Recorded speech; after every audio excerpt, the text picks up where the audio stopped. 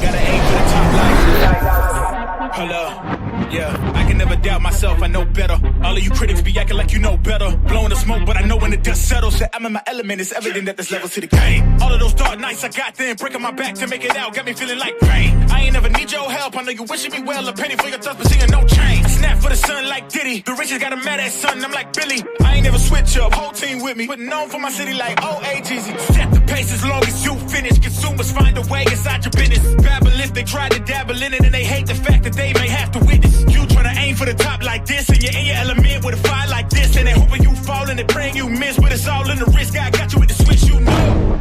I'm in the zone. Give me the throne. One shot, that's all that you got. That's all that I know. Foot on the gas. 155 on the road. You could be a friend of me, an enemy. Keep that same old energy, cause I know I'm in my element. Ooh, yeah. I'm in my element. Ooh, yeah. I'm in my element. I'm in my element. Ooh, yeah. I'm in my element. Ooh, yeah. I'm in my element. Ooh, yeah. Keep that same energy.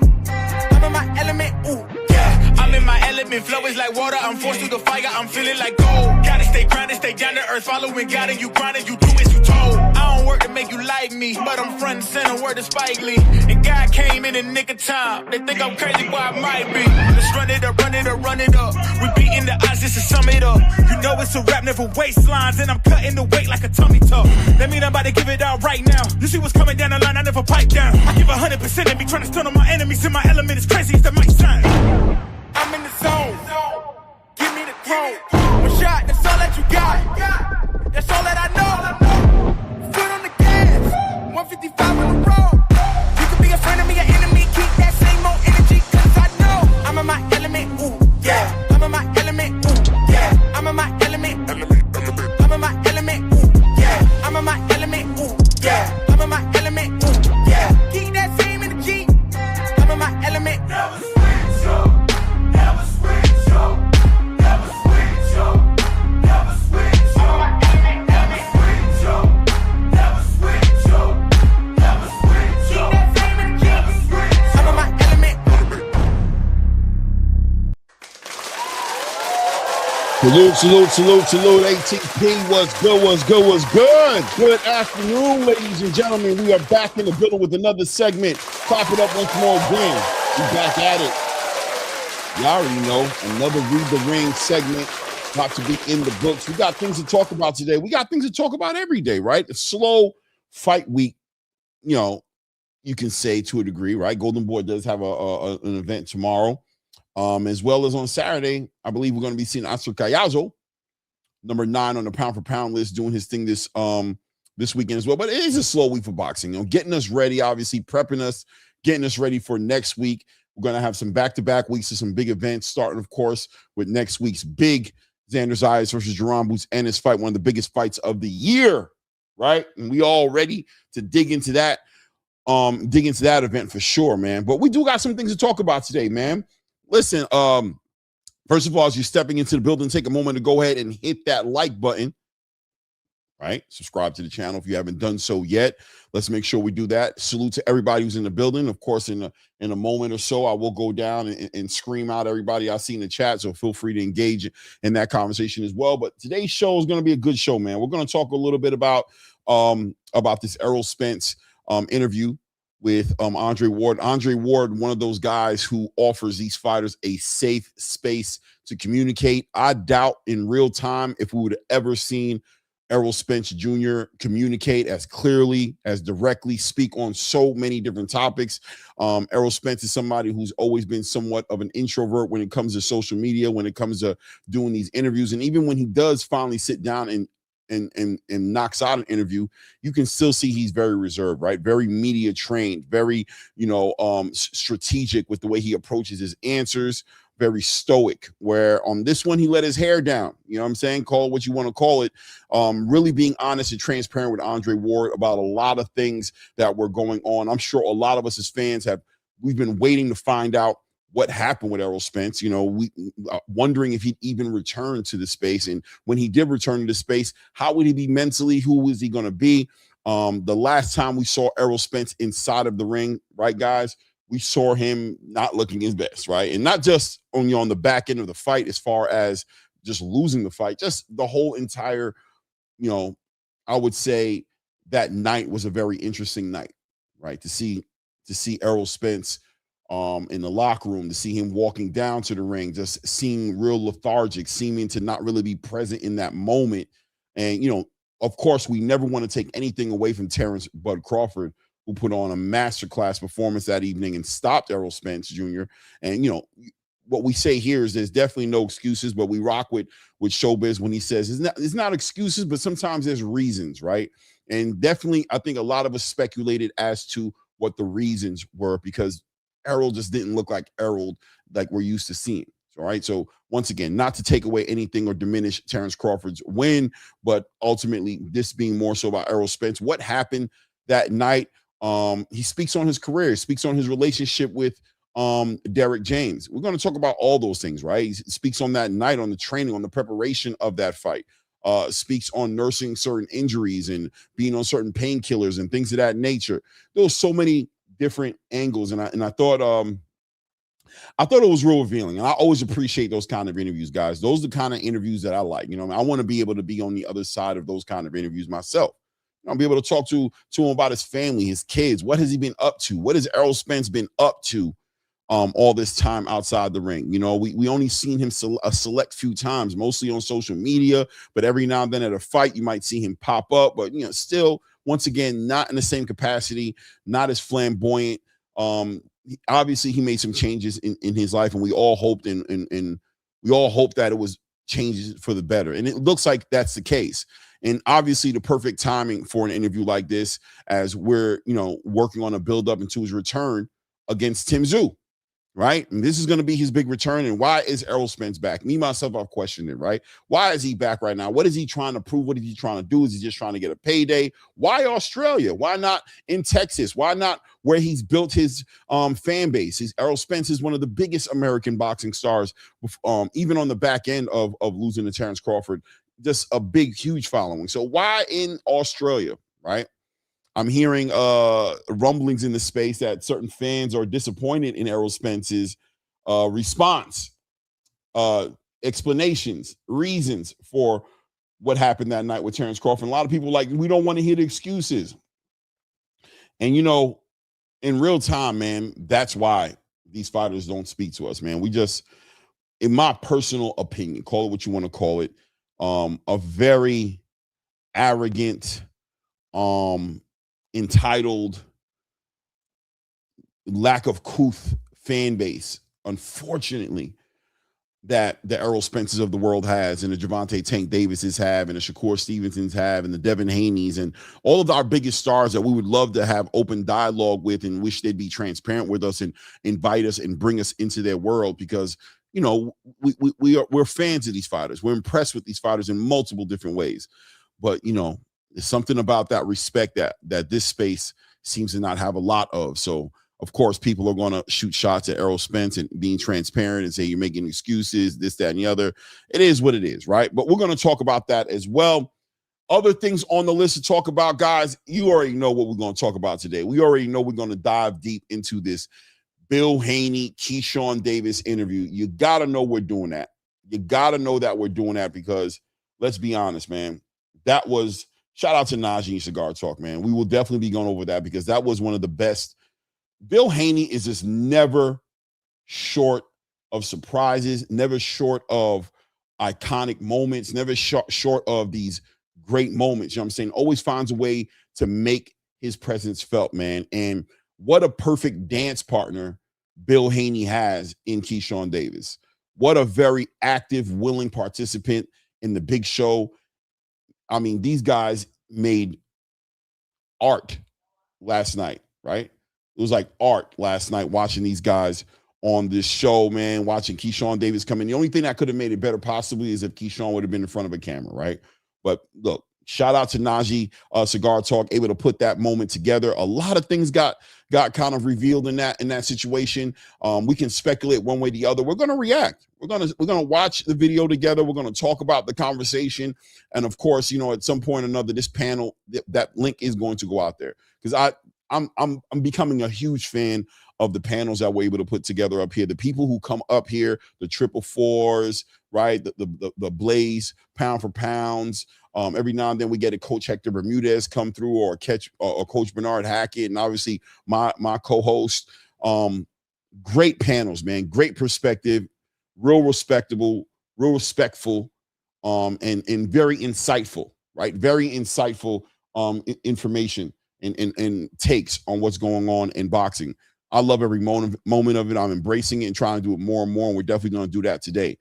We got all that to talk about. Floyd Schofield Jr., Gervonta Tank Davis. Looks like conversations are in play right now. Maybe Tank Davis will not vacate that WBA title, and I'm not shocked. I mean, I've never seen Gervonta Tank Davis as the kind of person who would vacate the title, even though he's been one of the top leaders in the conversation who says titles ain't worth nothing. But he's always coveted that WBA title, and it looks like this might be the moment where we see Tank Davis in the ring with the young, hungry lion in Floyd Schofield Jr. Is Floyd Schofield Jr. ready for this moment? I get it. The fans of Gervonta Tank Davis want him to be, unpenetrable. Pause. Maybe that's not the word, right? Undeniable or unbeatable, right? He's an impressive fighter. But he has been out the ring going on damn near 2 years, right? A little over 18 months. Floyd Schofield Jr. himself has been out the ring for his damn self, right? Not making it to fights, whether it's because of injuries or whatever we want to speculate it to be. Regardless, both these guys not as active as we'd like to see him, but to get in the ring together at this time, is this the perfect timing for Floyd Schofield Jr.? Has he gotten the right Gervonta Tank Davis? Is Gervonta Tank Davis re-energized, right? Is Gervonta Tank Davis set to return in his best form ever? Is he motivated this time around? Is Gervonta Tank Davis on the back end of a victory against Floyd Schofield Jr. more energized and more motivated to make the big fights that we want to see? Namely, the biggest fight that the whole entire boxing space probably wants to see, which is against Shakur Stevenson, right?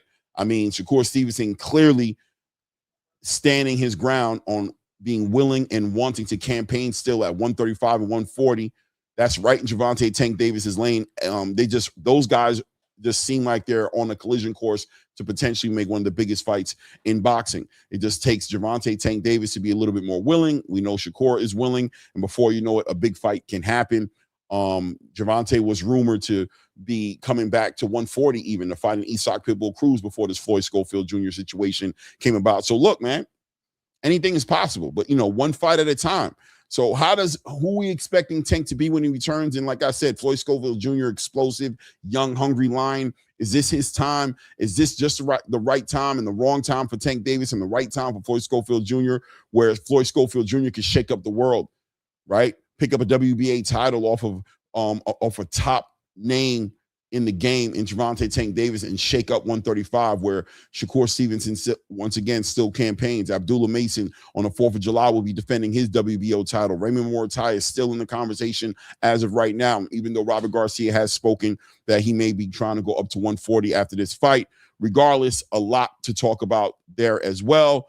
We'll talk about the return of H2O. Ashton Silva will be returning against Jojo Diaz. I think I put Jojo Garcia by accident in the link. I meant to say Jojo Diaz. Jojo Diaz. I believe tomorrow night. That should be an interesting fight just off the return. The idea of Ashton Silva, who was once in a conversation of fighting Floyd Schofield Jr., was a top lightweight prospect / contender and took that crazy knockout loss against Lucas Body. Knockout of the year performance by Lucas Body. Caught H2O not looking. It's a punch you don't see, right, coming.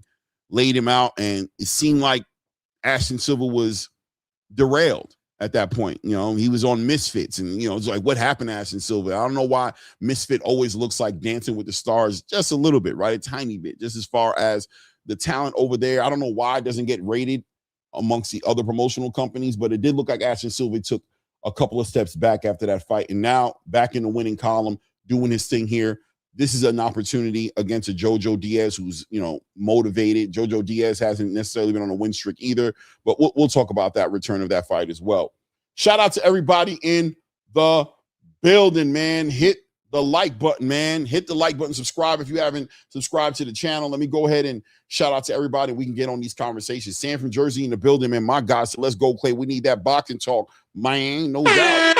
Sam was good, man. My brother Akeem Blake, 6393 says, peace to the gods on earth. God is in blessings. Clay and Angela, what up? Why I deal with? What up, Akeem? Mine, yours in the building says, salute Claymore, the Rain Man, and co-host Angelo, a.k.a. R100, no doubt. Big Sarge in the building says, making excuses and immediately walking them back is weird. Come on, man. Let him live, man. Let him live. We're going to talk about it, man. Mr. Big Play Bray in the building says, good afternoon, boxing family. Good afternoon, family. Sizzle, LeBlair. Sizzle, what's good, baby? 2 cents in the building, man. What's good? Glad to see you in the building, man.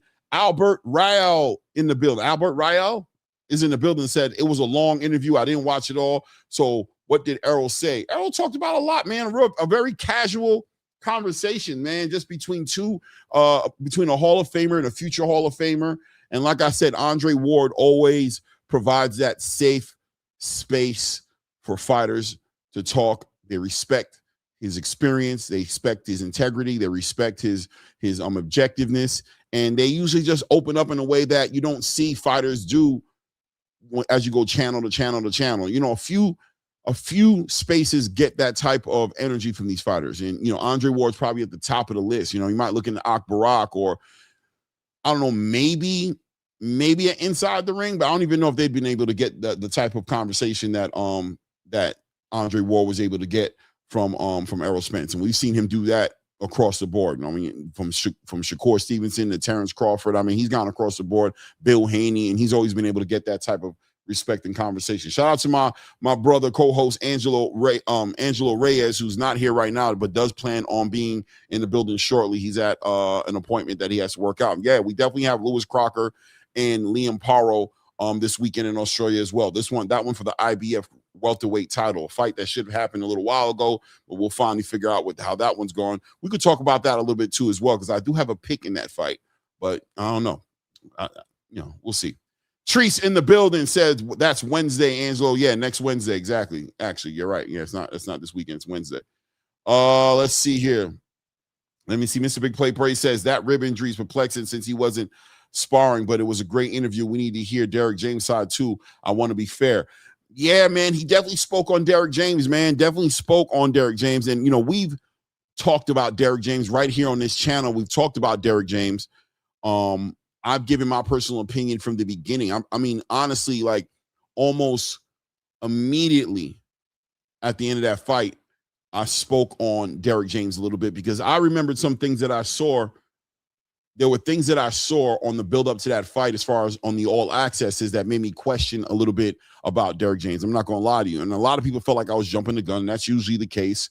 But, I do speak my mind. And this is before I even had this channel, right? This is before I had this channel. This is when I used to go on other channels and jump on panels and share my opinion on things. And I did question the Derrick James situation. I know it's convenient to do that, right? When a fighter takes a loss.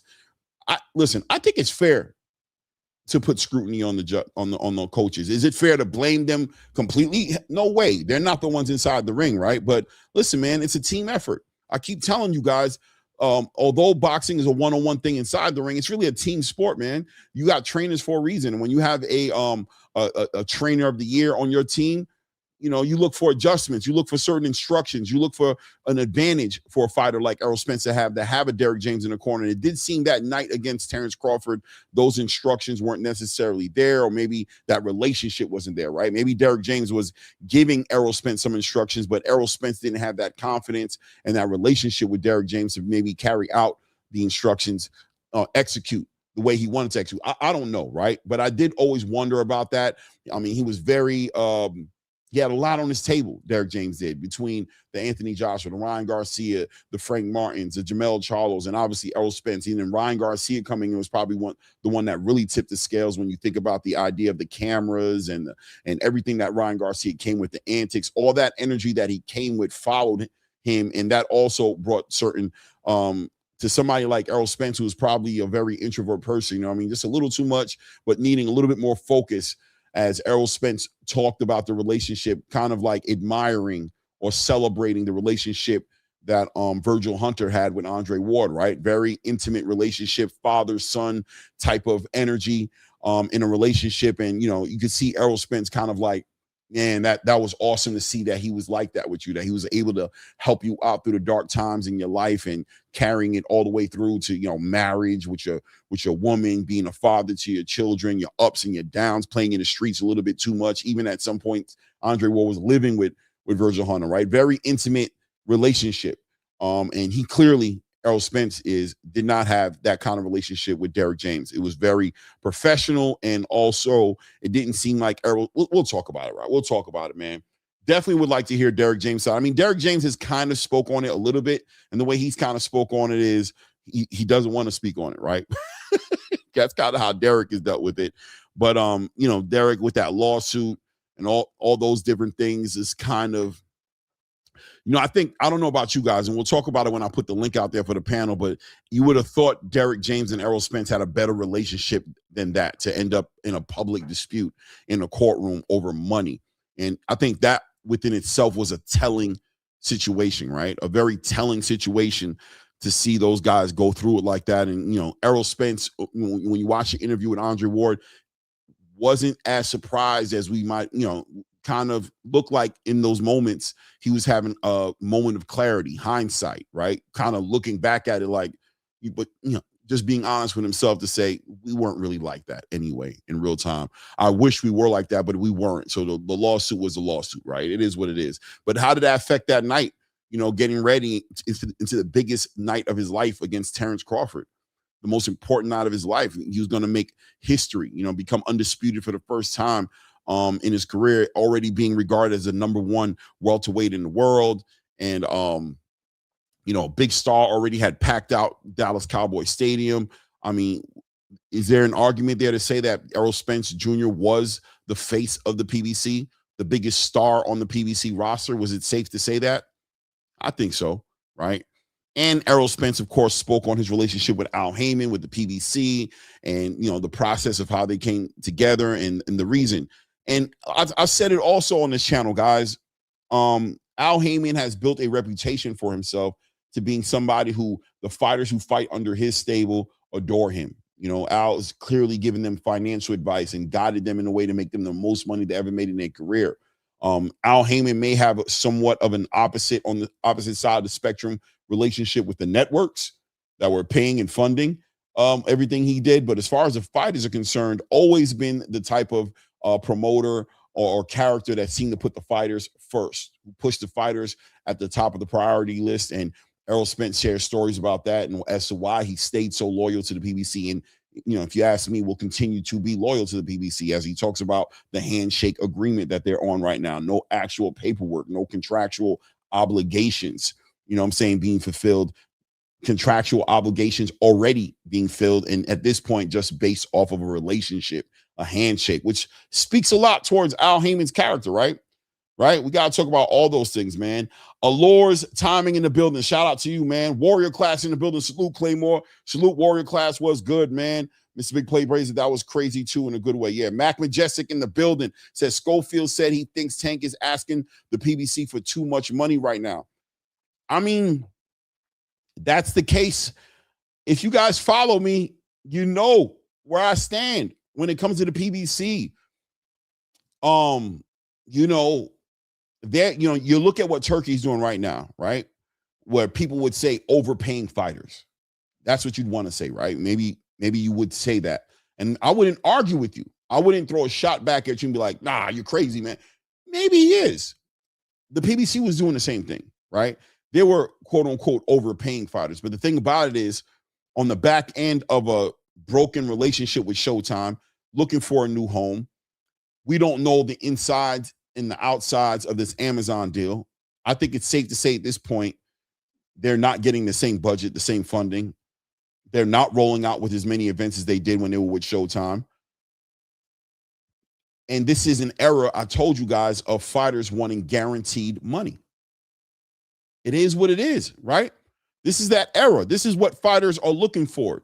And even like I said before, the Canelo Alvarez's of the world, who would sell the pay-per-views, who's going to put the asses in the seats, who's going to make the big spectacle events, still doesn't want his pay determined to be on the back end of a fight waiting for pay-per-view numbers to roll in and getting his percentage. He wants to get guaranteed money.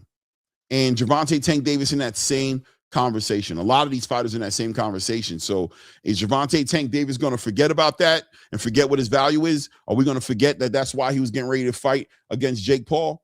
Are we going to forget that that's probably why the Shakur Stevenson fight never happened, being that Tank would never play the B-side to any negotiation, and maybe that's what it was going to look like? Maybe he was getting ready to be the B-side to a big payday, at least conversation. No. And of course, him rolling back into the space right now, he's probably looking for a big guaranteed payday as well. Maybe that's what's held up his return. Maybe that's what the whole entire disenchantment with the sport was all about, right? We don't know. But listen, man, if he's in conversations now and it looks like they're about to go to purse bid, it looks like, and just like when we talk about Bill Haney and Devin Haney today, Bill Haney and Keyshawn Davis today, those mandatories hit different, right? Those mandatories definitely hit different because now that jury's on the line, right? That belt is on the line. And if you don't fulfill your mandatory, then you become stripped. How does Tank Davis feel about that? Would he rather be stripped and vacate rather than take a low payday? Or is he going to have to drink, like old Haitian proverb says, I won't say it in Creole, I'll say it in English. Sometimes you got to close your nose and drink the stinky water, right? Is Tank Davis in that position right now where he just kind of has to weather this storm, collect that WBA title in the spirit of making a big fight later on that's going to get him the payday he wants. And it's there. There are paydays there for Gervonta Tank Davis. Does he have to humble himself a little bit? Maybe. I mean, for him, maybe that's what it is, right? Maybe after talking the way he's been talking and put, we see Gervonta Tank Davis talking about, deals with, do I still got that video of Tank here talking? Let me see here. The other things that was interesting, them 6 or 7 fights, I saw the dude Turkey Al-Sheikh. He's one of them guys now. He's doing different stuff in boxing. The Turkish dude that put in the Saudi Arabian cars, and he said, yo, Tank, come over here. He was like, yo, you need to send 2 Ferraris before I even. Yeah, are you interested in that? Because I just see him making moves. You know why I said that? Because he was already talking like he was backing Devin.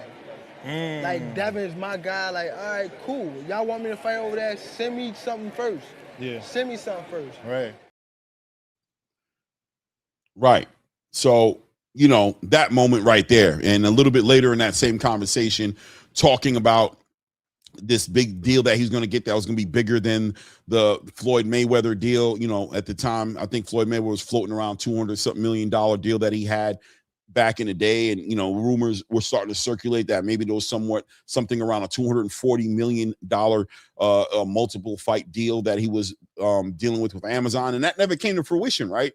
That never came to fruition for Gervonta Tank Davis. So, was that part of Gervonta's disenchantment with the sport? Was he disappointed in what happened with the dealings of Amazon? Did he think he was going to be in a position to be part of that Amazon deal the way he was collecting his biggest payday? The same way Canelo Alvarez, was part of the deal as well, and he was getting guaranteed money. Was Gervonta Tank Davis expecting the same thing? Was Errol Spence Jr. expecting the same thing? I don't know, right? We don't know.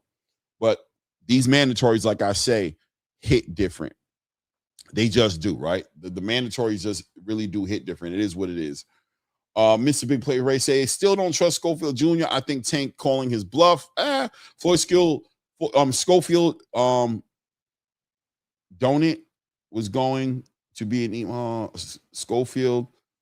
It was going to be an email belt. He didn't think Tank would take the fight. I don't think so. And I respectfully, I think Floyd Schofield Jr.'s game, man. I think he wants the biggest fights. I think, listen, man, I follow him on social media, man. He is in the gym nonstop. I think he's with all the smoke, with all the bullshit. I think he wants to fight. I think he wants an opportunity to make a big name for himself. And I think Tank Davis is that perfect opportunity. Could he pick? I don't know. I don't think that's the case, right? But we'll see. Warrior Class says fans want Tank to be Tank, be indestructible. That's the word, indestructible. Thank you, Warrior Class. that was the word I was looking for. Indestructible. I said undeniable, unpenetrable, and you know, I mean, through the pause behind it, but indestructible was the word I was looking for, man. Thank you, man. Roger that in the building says, what up, though? What up, man? Let's see here. Mr. Big Play Bray said the boxing world's in a good place.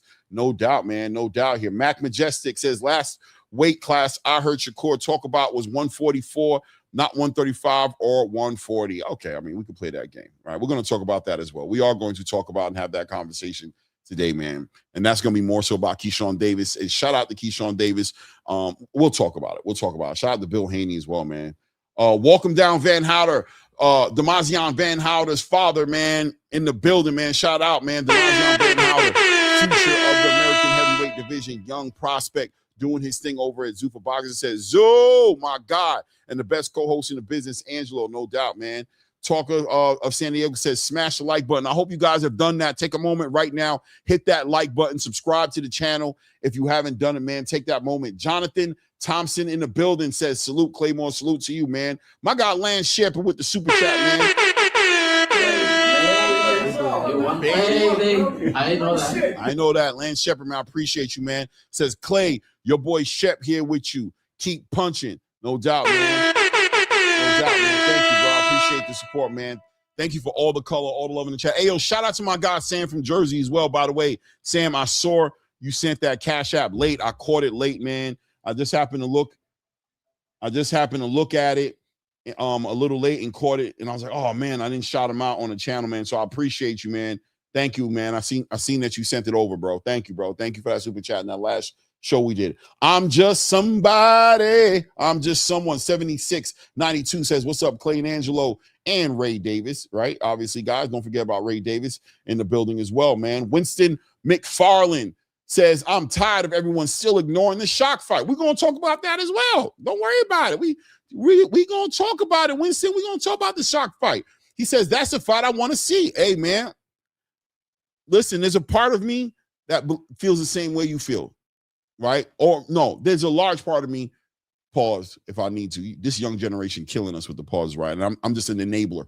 I'm sitting here just enabling you guys, always participate in these games. But listen, that's the fight I want to see for Shakur as well. I feel like there's a lot of drama there, a big, you know what I'm saying? There's a lot of story there, clearly a lot of animosity. That's the kind of fight that I want to see Shakur Stevenson being next right now. I just feel like I'll talk about it later. I feel like, you know, the Shakur and Devin fight is a fight that not the right time. You know what I mean? Not the right way. I don't like the catch weight thing so much. You know, I think Shakur sometimes gets ahead of himself a little bit and he tries to make things happen and give scenarios where it can happen. But I think in his heart of hearts, he doesn't even really want that fight right now, clearly. And especially with Keyshawn Davis now having a mandatory, you know, how would Shakur feel about, you know, potentially taking that fight away from Keyshawn at this point? Keyshawn's worked his way up in there, moved correctly, put himself in a mandatory position. And the only thing that would stop Keyshawn at this point from getting that fight would be Shakur Stevenson. And that's what we're going to talk about, even with the conversation between Bill and Keyshawn, talking about if Shakur don't, then we'll do this with you. So clearly putting Shakur in a position to where he could take the fight away from Keyshawn. That's his guy already. Already arguments about his role in Keyshawn not fighting Teofimo, even though I think Teofimo was not trying to fight Keyshawn. But still, Keyshawn Davis, you know, seems to be his time, and Shakur doesn't look like he wants to really make that fight happen. The price of that fight, he's not willing to pay that price. He wants to see his brother do something great and get a chance to do something special. So it is what it is, man. Hit the like button, man. Let me see who else. Round one in the building says Jamal and Fulton on a Spence versus Tim. That's true. I don't like Jamal Charlo's dance partner, but shout out to Australia. I'm assuming that's a decent fight in Australia. But, you know, I want to see Jamal Charlo just get in that conversation. I hope whatever happens, worst case scenario, on the back end of whatever happens in that fight, I'm expecting him to win. I hope he stays, gets a little more active, a little bit more consistent, and gets in that 168 conversation. I think Jamal Charlo just makes the super middleweight division that much more interesting. Hopefully he's back in that capacity, not just here for a payday or a quick one-off, and we don't see him for another 16 months, you know what I mean, 12 to 18 months, whatever it is. Hopefully it doesn't end up being that. Let me see here.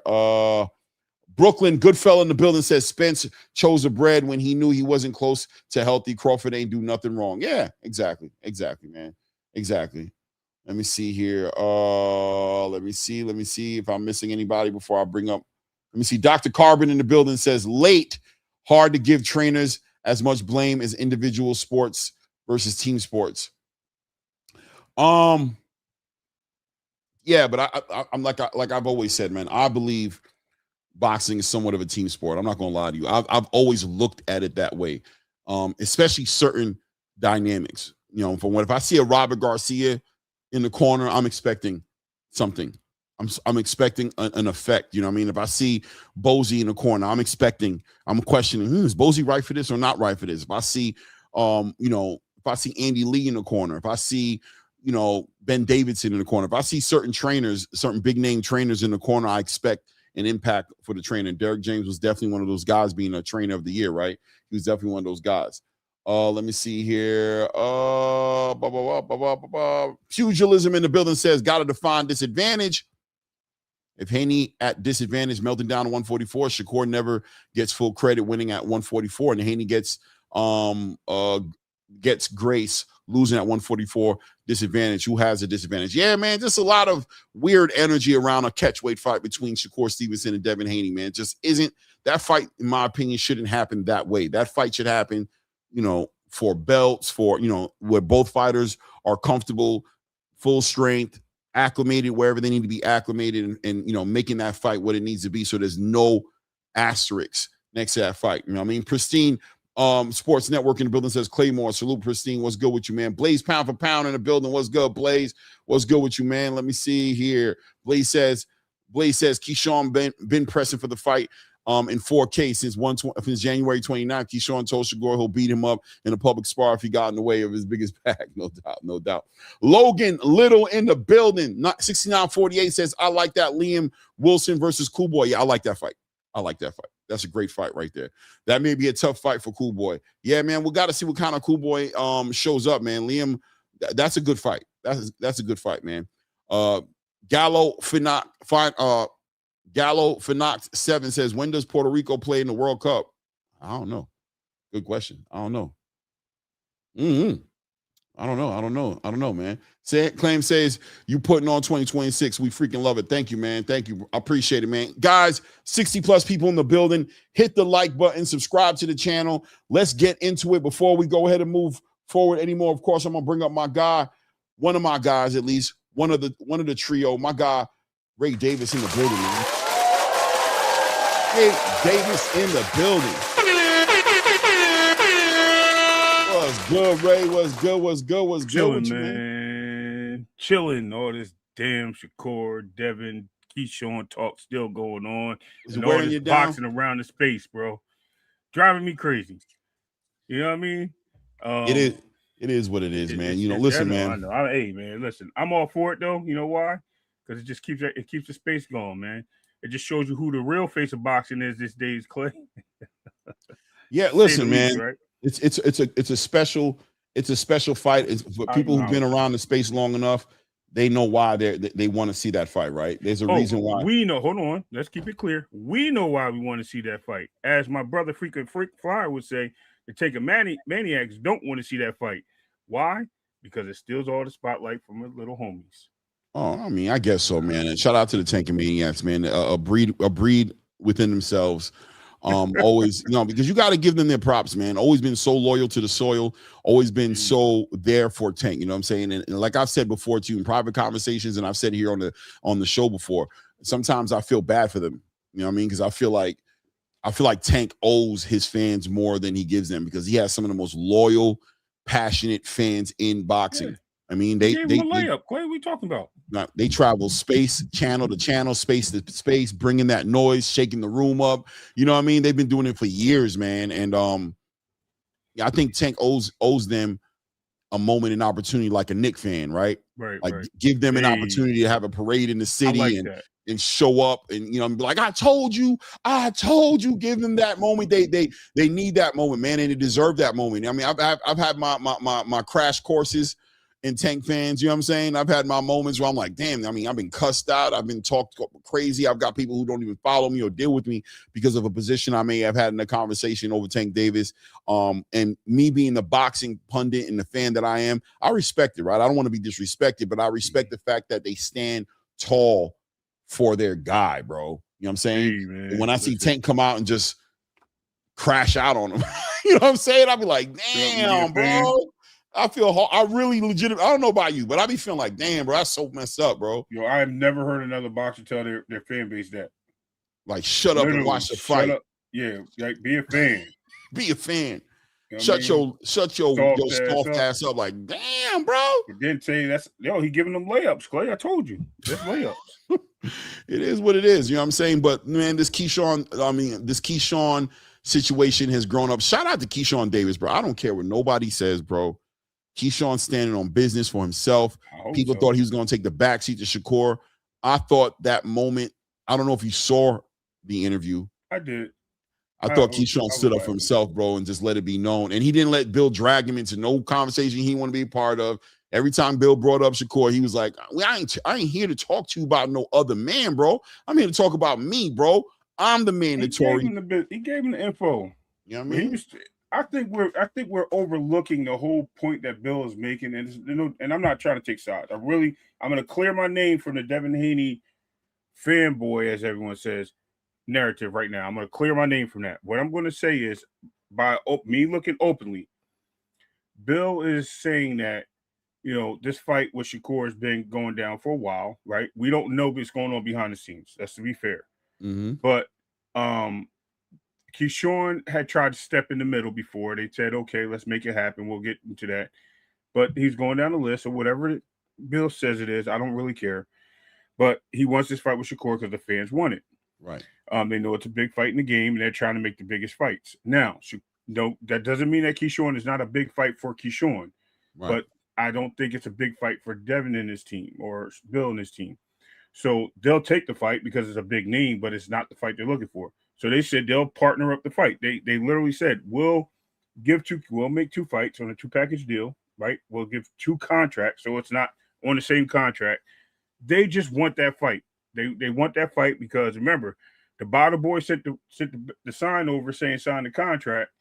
Now the roles are reversed, and everybody's jumping ship and saying, oh, fight Keyshawn. Keyshawn said he woke up to this shit. And he doubled down on that on Najee channel. He literally doubled down and said, yeah. Bill said, you just said you woke up to it. He said, so what? I did. I didn't know. Okay. So that means that, as I said, a body shield was put in the way. It was put in the way because we watched Wally and I don't know, Gilly, right? And we heard Wallow and Gilly. And we heard Jay Prince said, we're not taking that fight unless it's at 144. Literally. So that means that there was talking and there were terms being considered and things going on behind the scenes from right that point. Because he said, you already know we're not taking this fight unless it's at 144. We need to meet in the middle. At that point, Bill said, nah, man, we're doing 147. So they conceded to the 144. And then all this Keyshawn shit started happening, which is okay. Because Devin, to Blaze's point, has called out Keyshawn because Blaze told me he needs to call Keyshawn. He literally said, Keyshawn, let's go. So I hope we get the Keyshawn fight. I'm really tired of the Shakur nonsense. I want that fight to push forward. Keyshawn and Devin, I think they're building it. I think they're publicly building the fight up. Honestly, Bill does that very well, and I don't want to give him sound fanboyish, but he's built fights up and then he disappears as the fight builds up, and then he starts working in the camp. So I think they're in training, and they're in training for Keyshawn. I think that fight's going to happen next. I think Shakur is going to do his own thing. So I'm all for that. I'm waiting for it, and I'm anticipating it for the fight announcement, hopefully. But let's keep it real, man. I don't think Keyshawn's ducking the smoke at all. I think he wants to fight. No. I think he wants to fight. I think he wants. Let me be honest. I think he wants it big for the recognition.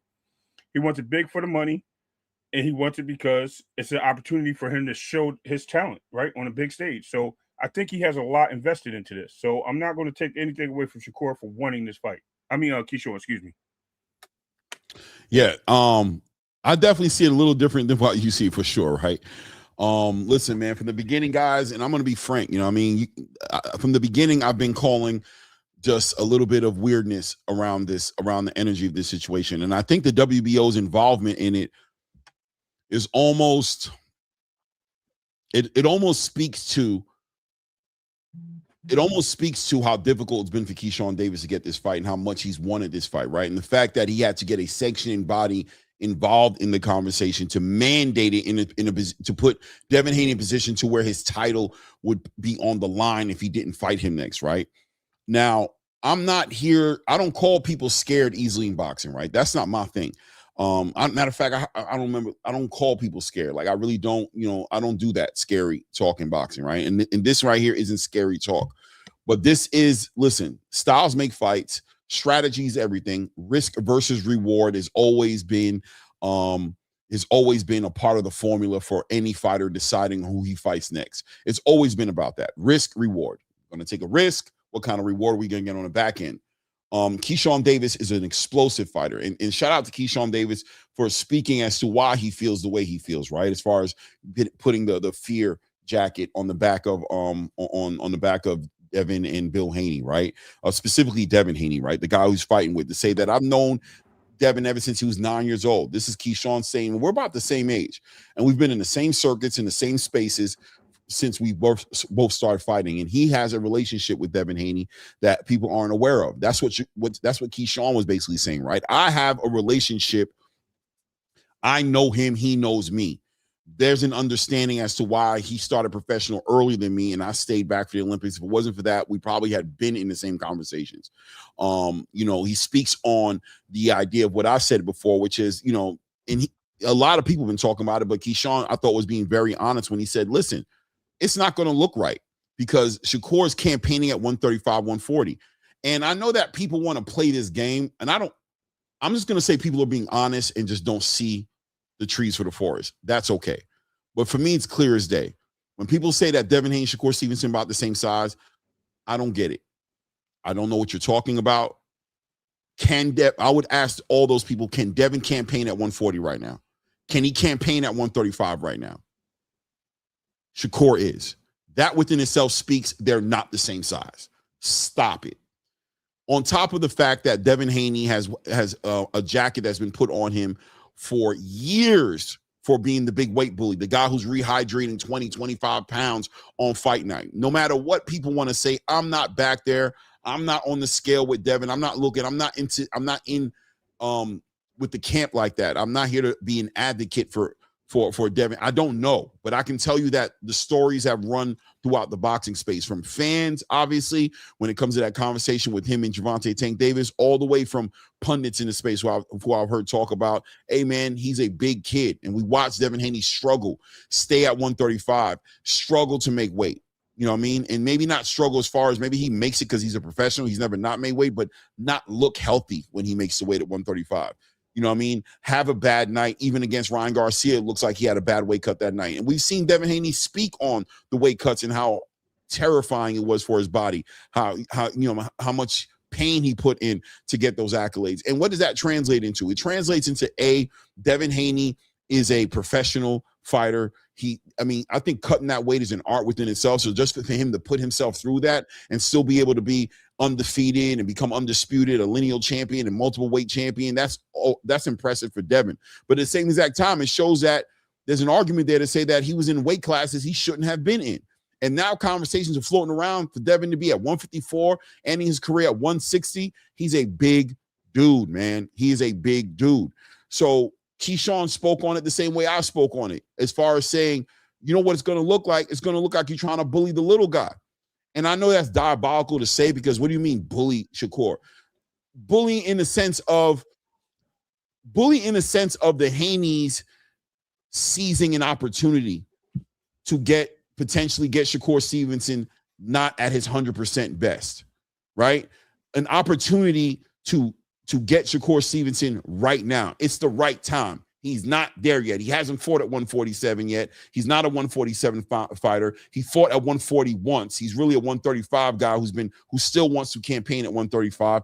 This might be the right time to get Shakur in the right moment, to where he's not perfectly acclimated. Devin is stronger than he's ever been. He's doing things that we've never seen. We shout out Mickey Bay, who came on the show and talked about Devin is strong right now. You know what I'm saying? He's punching right now. This is a different chapter, a different season in Devin Haney's career. This is not just the boxer Devin Haney. This is an opportunity for the Devin Haney to be the puncher, right? As we saw what he did with Brian Norman Jr. We saw a glimpse of what it can be.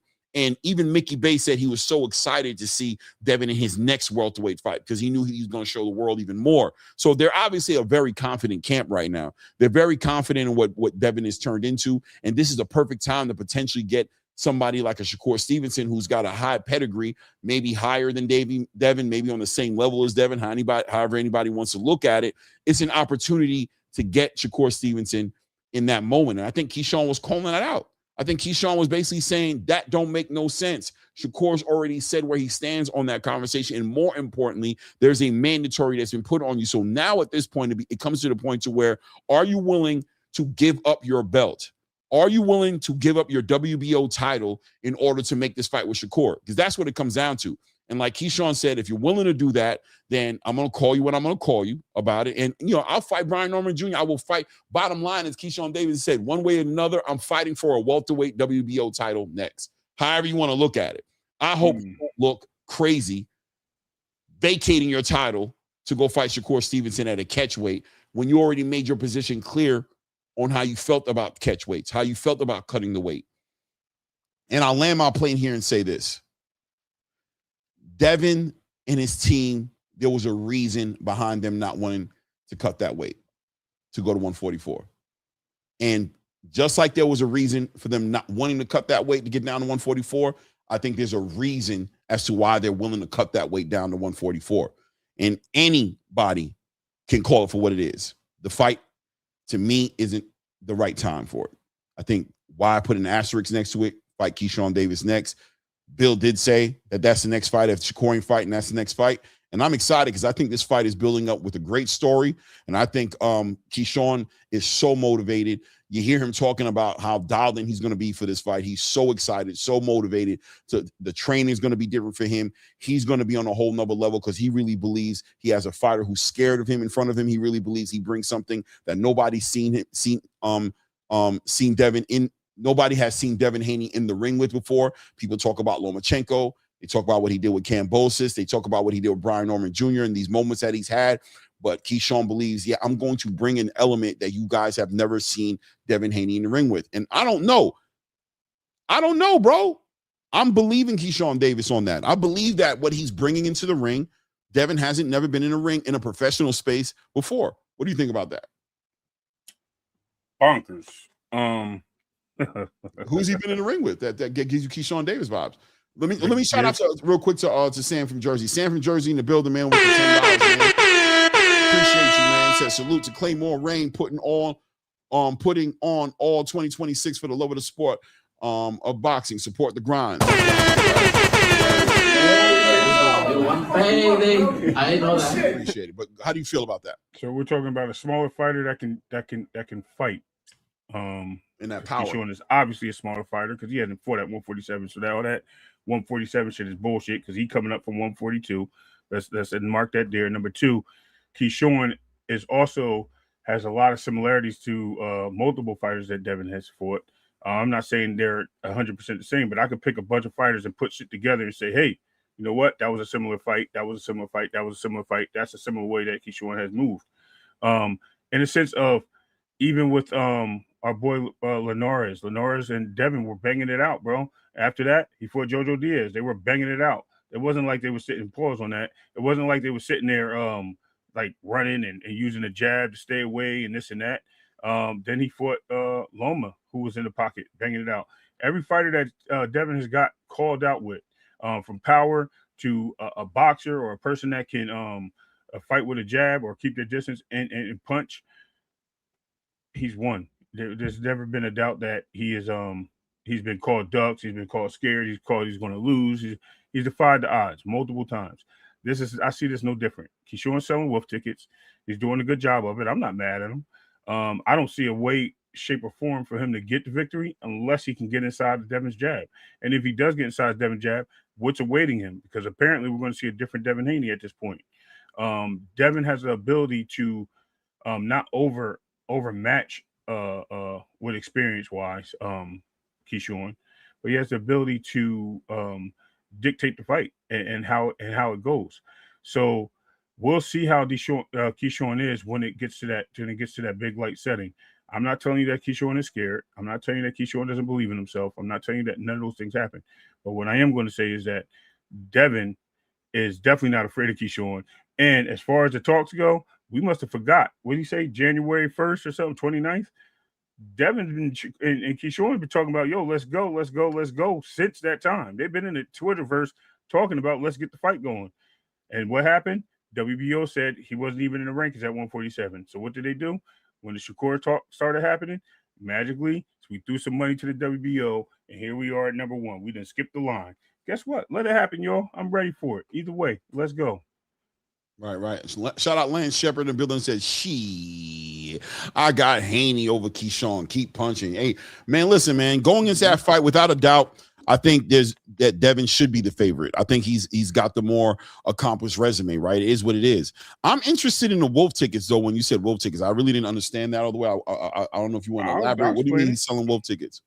Well, let's check it out, right?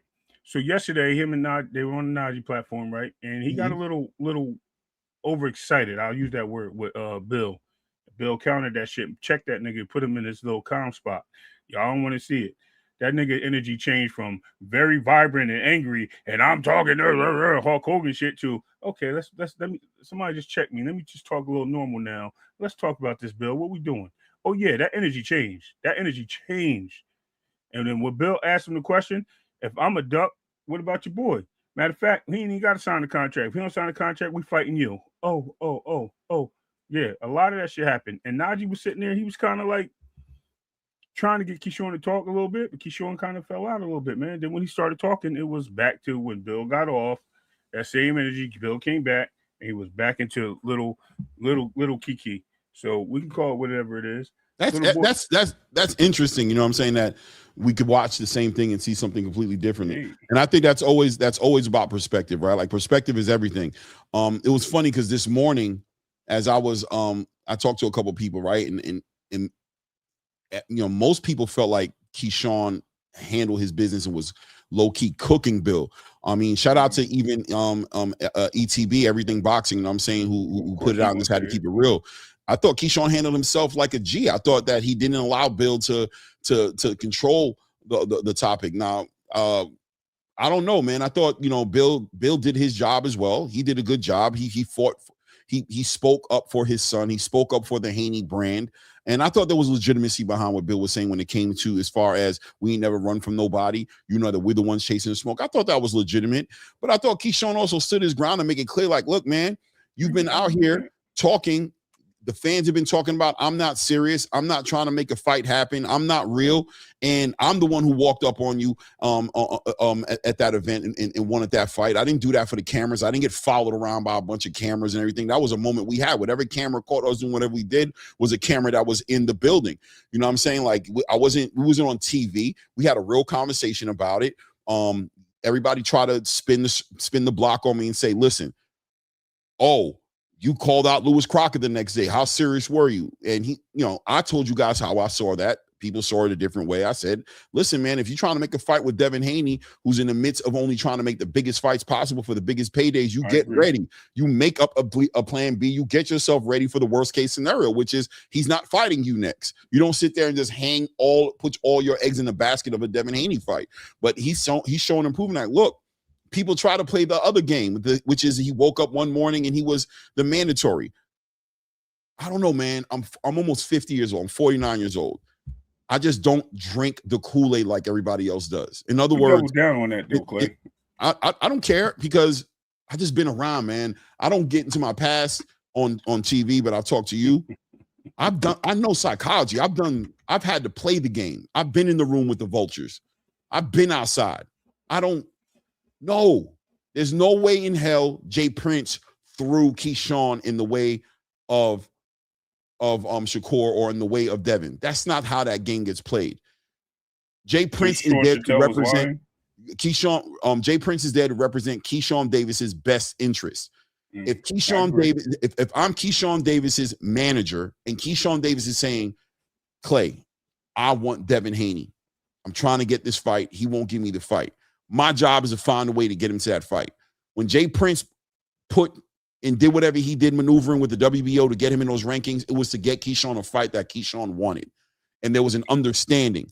There was an understanding that outside of a mandatory, outside of a sanctioning body getting involved in a conversation, that there was that Devin Haney wasn't showing enough interest in making that fight. He kept looking elsewhere.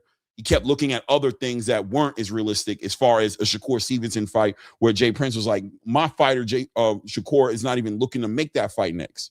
He's on the back end of an interview, being a confident fighter, telling the world that he's not scared of Devin Haney, explaining to the world the only way that fight could happen based off of people asking him questions. And even me, I'll say, fine, Shakur Stevenson, holding him accountable to what he said. I'm not trying to get him outside of that, but I also can say that I can tell Shakur wasn't very interested in that Devin Haney fight next.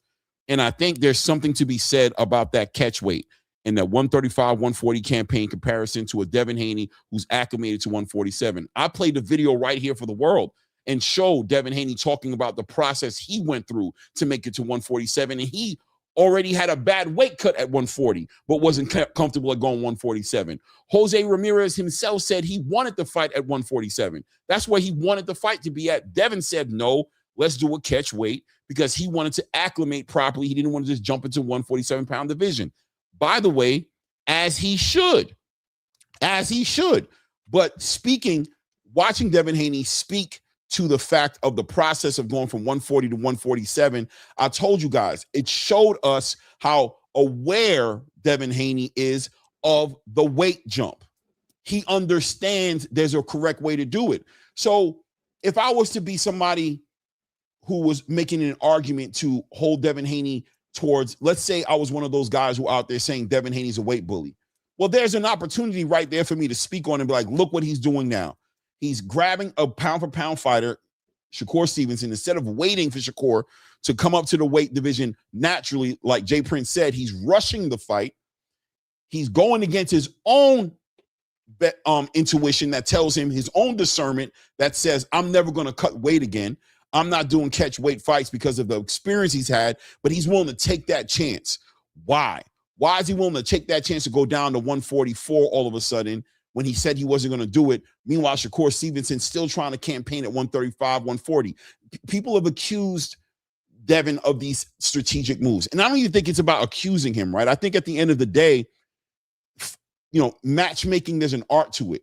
There's a strategy. It's a strategic approach to how you make fights happen, when you make the fights happen, the timing of fights. There's no argument for me that Floyd Mayweather fought Canelo Alvarez at the right time. He understood this is the time to catch this young bull. Let me get him out the way right now. Oh, and he said something stupid. He wanted to cut that weight. Perfect time. Young bull. Everybody looking. You can tell his future is going to be bright. He's going to be shaking up the boxing space. Let me catch him right now. It's a perfect time. Take advantage of what's in front of me. I don't think the Haneys, who are Floyd Mayweather students, are above doing that. So I think Keyshawn was fairly calling that out for what it was.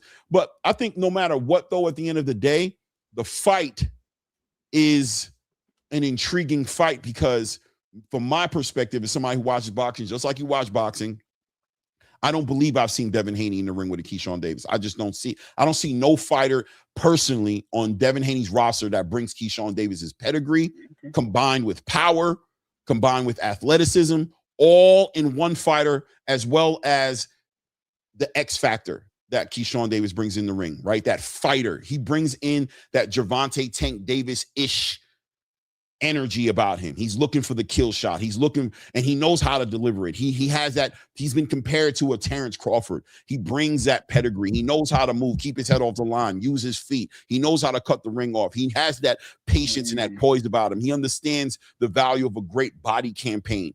And if he lands a big shot on Devin Haney, who's in the past have shown a questionable chin, right? Who's been hurt by Linares, who's been hurt obviously by Ryan Garcia. We saw that happen. And people could bring up the Ostarine. It is. I don't care. I'm not here to defend Ostarine. I'm saying he's been hurt. He's been hit before in the chin. And there's an argument there to say that that's why his game is the way it is, why he will coast, why he will hurdle Regis Prograis multiple times in a fight, have that kill shot there for him and not take it off the strength of just punches hard, and I don't want to get hit with something I don't see. So he's aware of it. Can Keyshawn get to Devin Haney's chin? Can he use his movement? Can he be slick enough to get in there? Can he slow Devin Haney down? Can he put Devin Haney down on cards? We never know. I think that's a super interesting fight because we've never seen it that way. And this is going to be a fight to where even though he fought a Vasily Lomachenko, what did they say? Vasily Lomachenko was a 126, 130 pounder who shouldn't have been fighting at 135. That's what people say, right? Kambosos, come on, bro. Come on, right? I'm not even there to argue about Kambosos and what he means to me. He was a champion, fine. He became undisputed, fine. But who the hell was Kambosos before it, besides the guy who beat Teofimo? And who was he afterwards? Nobody. Literally went on a losing streak after the Devin Haney fight, just losing fights, getting rolled into opportunity after opportunity after opportunity. He showed and proved that he wasn't the fighter that the world wanted him to be. This is going to be a fighter in his prime in Keyshawn Davis, a fighter who's in his prime, ready to go. I think this fight is different than any fight I've seen Devin in before. Okay. Well, one, I want to say one thing on this Kambosos thing. You're right. He hasn't been the same since Devin whipped his ass twice in a row. But you know what? He was somebody before that. He wasn't undisputed for sure. But we'll leave that alone. Now let's go back to some of the things you said. I have to keep reminding the people that this is not something that Devin really drew up and threw out there. This is what the fans wanted. This is Shakur calling out Conor Ben, calling out Ryan Garcia, telling them that you're small and you're not that big, right? And then the commentators, the friends he has that interview him, ask him, what about this Devin fight? Oh, that's the biggest fight in boxing. His own words. Oh, yeah, if I he can swell up to 170 pounds. The skills pay the bills. I can easily win that fight. He's nobody, right? All these things he said, bringing Devin to the table. When Devin got to that table, he started calling him out. Okay, well, if you feel that way, jump. No, we got to do it at 144. And this is months, bro. This is not like yesterday. This is months and months and months of Shakur going back and forth about 144. Where, like I said, on Wallow and Gilly's show, he literally had Jay Prince saying, you heard what he said. We want to fight at 144. You already know what we want, Bill. So like I said, there means that there was something going on behind the scenes for him to say that. Then we get to the point where we said that Keyshawn wasn't a body shield. Keyshawn may have not been a body shield. He may have wanted that fight, but Keyshawn wasn't in the picture at the time. So when he got into the picture, he got thrown into the picture because Sean Sattel said that he talked to the people at Top Rank, and they said that Jay Prince asked for him to be put in the way of the Shakur nonsense so he can get that fight and rank that high. That was a quote. That wasn't me saying it. This is the space. Now, as far as Keyshawn, he doubled down and said he woke up that way, whether he's serious or not. We don't have to say it, but he just doubled down on it yesterday on Najee Channel when Bill asked him that question. I thought you woke up like this. He said, I did. I did wake up, number one. So all those things that we're talking about is, and I'm not going to take everything else you said about Keyshawn, I 100% agree with. Great fighter, great boxer, will give pressure, will make an entertaining fight, standing on business, calling for the fight, all those things. I am with that. I am not against that. But what I am against, that they act like they haven't been negotiating either. They have been negotiating. They have been on Twitter talking shit to each other.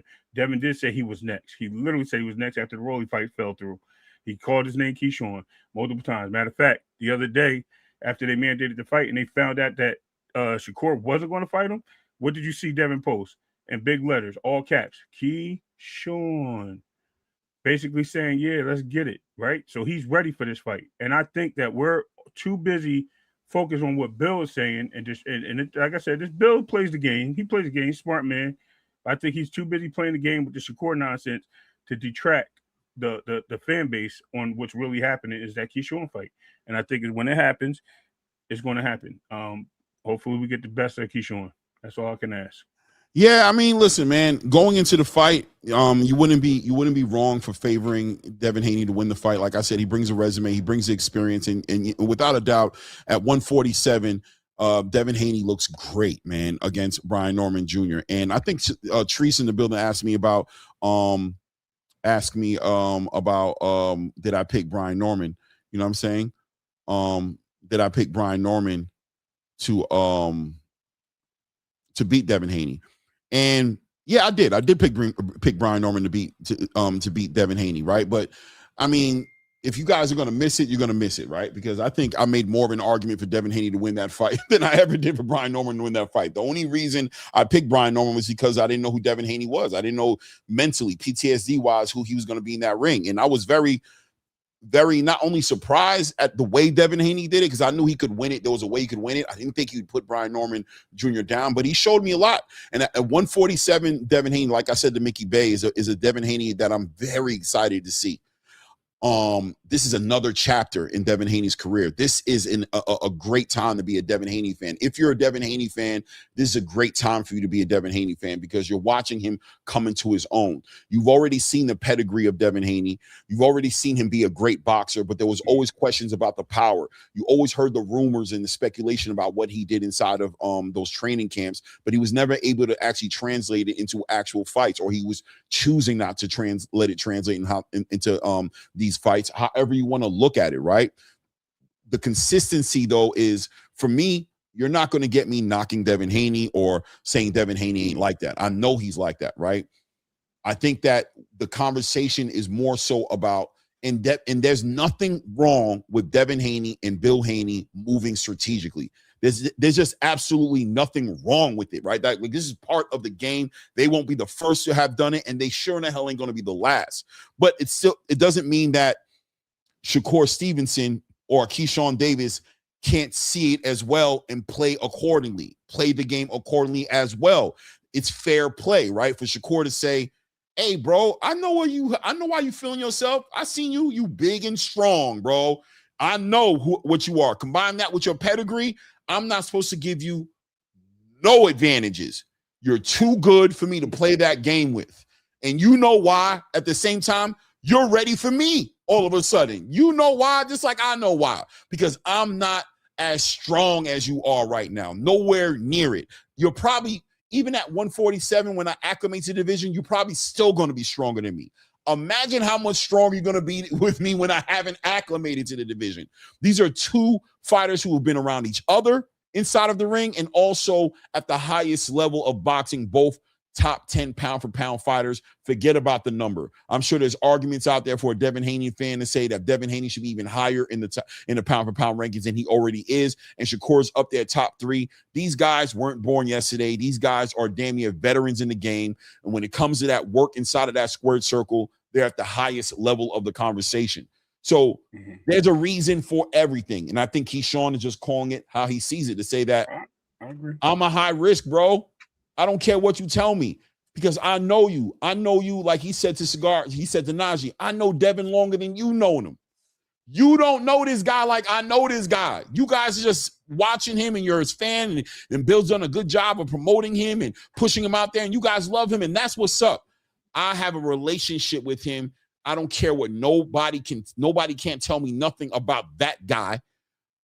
I know that guy, and I know that if that guy ain't on his game, he's going to be in trouble with somebody like me, and he knows it.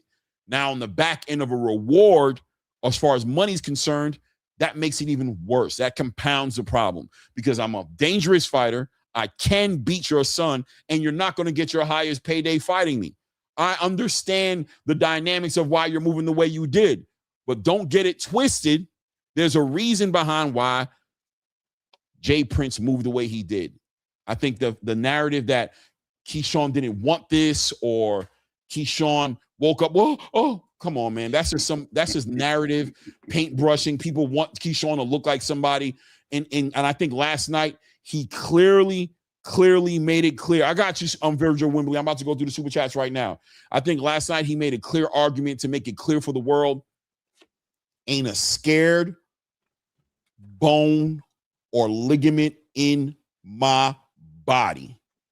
Right. Boy, I'm telling you, I'm going to whoop that boy's ass, because I know I could whoop his ass, and I know he knows I could whoop his ass, and it was a great moment to see these guys speak to each other that way, to the point to where he got Bill a little pissed off when he said the whole ass niggas and all that stuff. Bill got a little pissed off, but that shows, those were fighting words. That was Keyshawn showing the world, whatever it takes to make this fight. We don't got to be friends. You don't like that I called you that? Sign the paperwork and let's get this fight done, because that's how bad I want the fight. I'm ready to burn the damn bridge. Hopefully after the fight, we can figure it out. and because I got respect for you, Bill. Like, you know what I mean? He said, I respect Bill. But when it comes to making this fight, I'm not respecting myself into a coma, bro. I'm not respecting you to the point to where you not fighting me gets justified. I'm not validating your position. I don't care. I don't want to hear what's a bigger fight, me, you, or Shakur? What are you talking about? What are you me, bro? I'm your mandatory. You getting ready to lose your belt over me. Shakur is a fight that can be made anytime, and Shakur's already told you he's not trying to fight you right now. And I know he ain't trying to fight you right now. You want to say Shakur's scared of you or whatever, fine. I don't care. That's between you and Shakur. Fight that fight with Shakur. I'm the fight that needs to happen next. There is no gas. There is no story. There is no wolf tickets. There is no smoke. There is no fronting for the camera. I'm trying to fight you, bro. That's what I've been saying. That's what I'm going to keep saying. I love the energy. I thought Keyshawn was consistent and did his thing. Shout out to Warrior Class 3 in the building, man. With the $10. Warrior Class says, salute Claymore and Ray. Throw the WBC belts in the trash like Riddick Bowe did. Haney versus Keyshawn. Let Shakur get next. That's it. Tank versus Schofield Jr. Let's put the fight on in my Floyd Schofield Sr. voice. That's a fact. And shout out to what Warrior Class is saying real quick. Yeah, I'll let you respond to it. That's what it's about as far as make the fights that are there to make. I agree. Don't worry so much about forcing fights that aren't really there. It takes two to make a thing go right. It's a dance. It's two people in the ring, not just one person, right? I understand.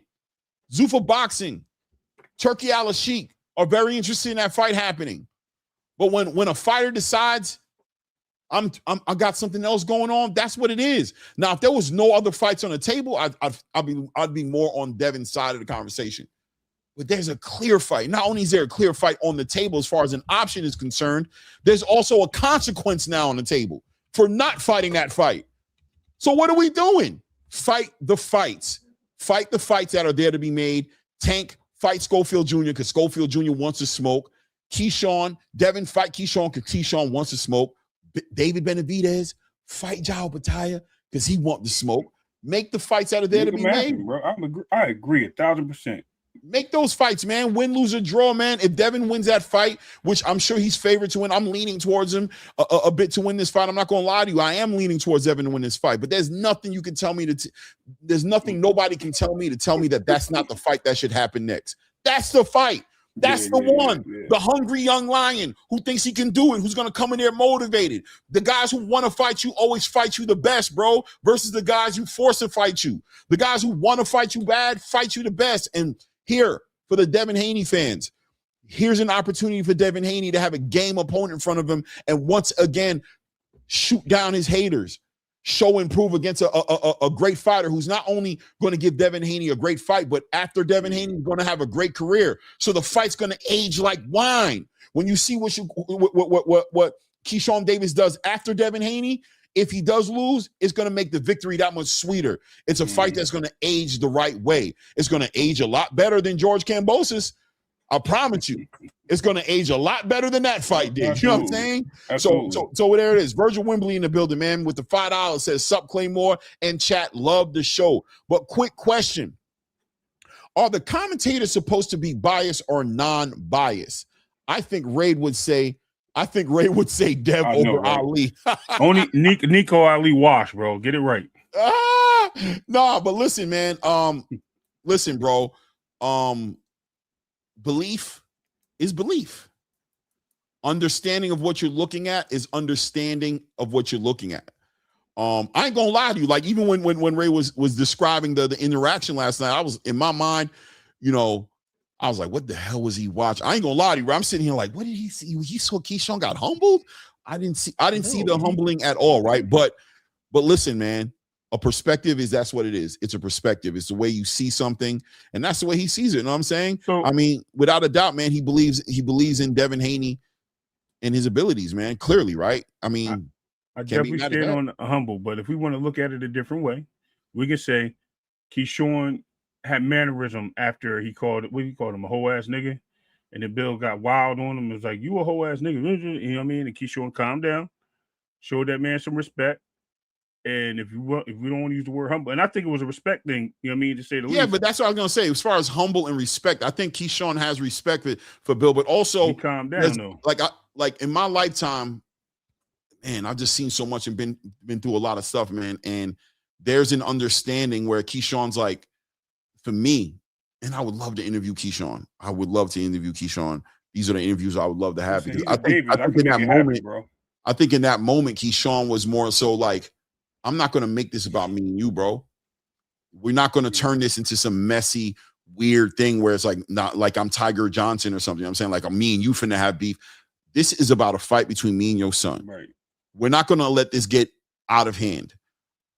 I don't think y'all some hoe ass niggas where F y'all, but I think if y'all don't fight me, and he doubled down on it, by the way, even though he lowered his voice, he said it. He said, listen, I'm telling you, he even said, I'm not calling you a hoe ass nigga, but I'm letting you know right now.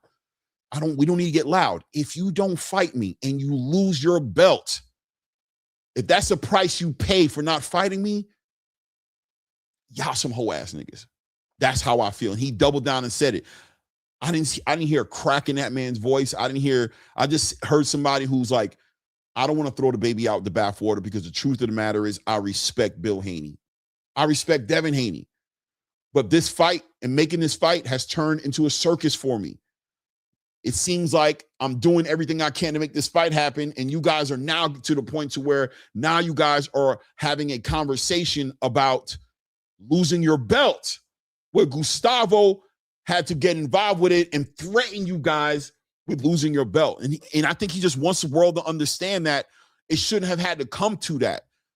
For the simple fact that I talked to Devin's dad, to Bill Haney, and we already had an agreement on making this fight. The whole boxing space and the fans are trying to throw me under the bus, saying I really don't want the fight because I said another man's name later on. And I said that I could fight other people. They're trying to play me.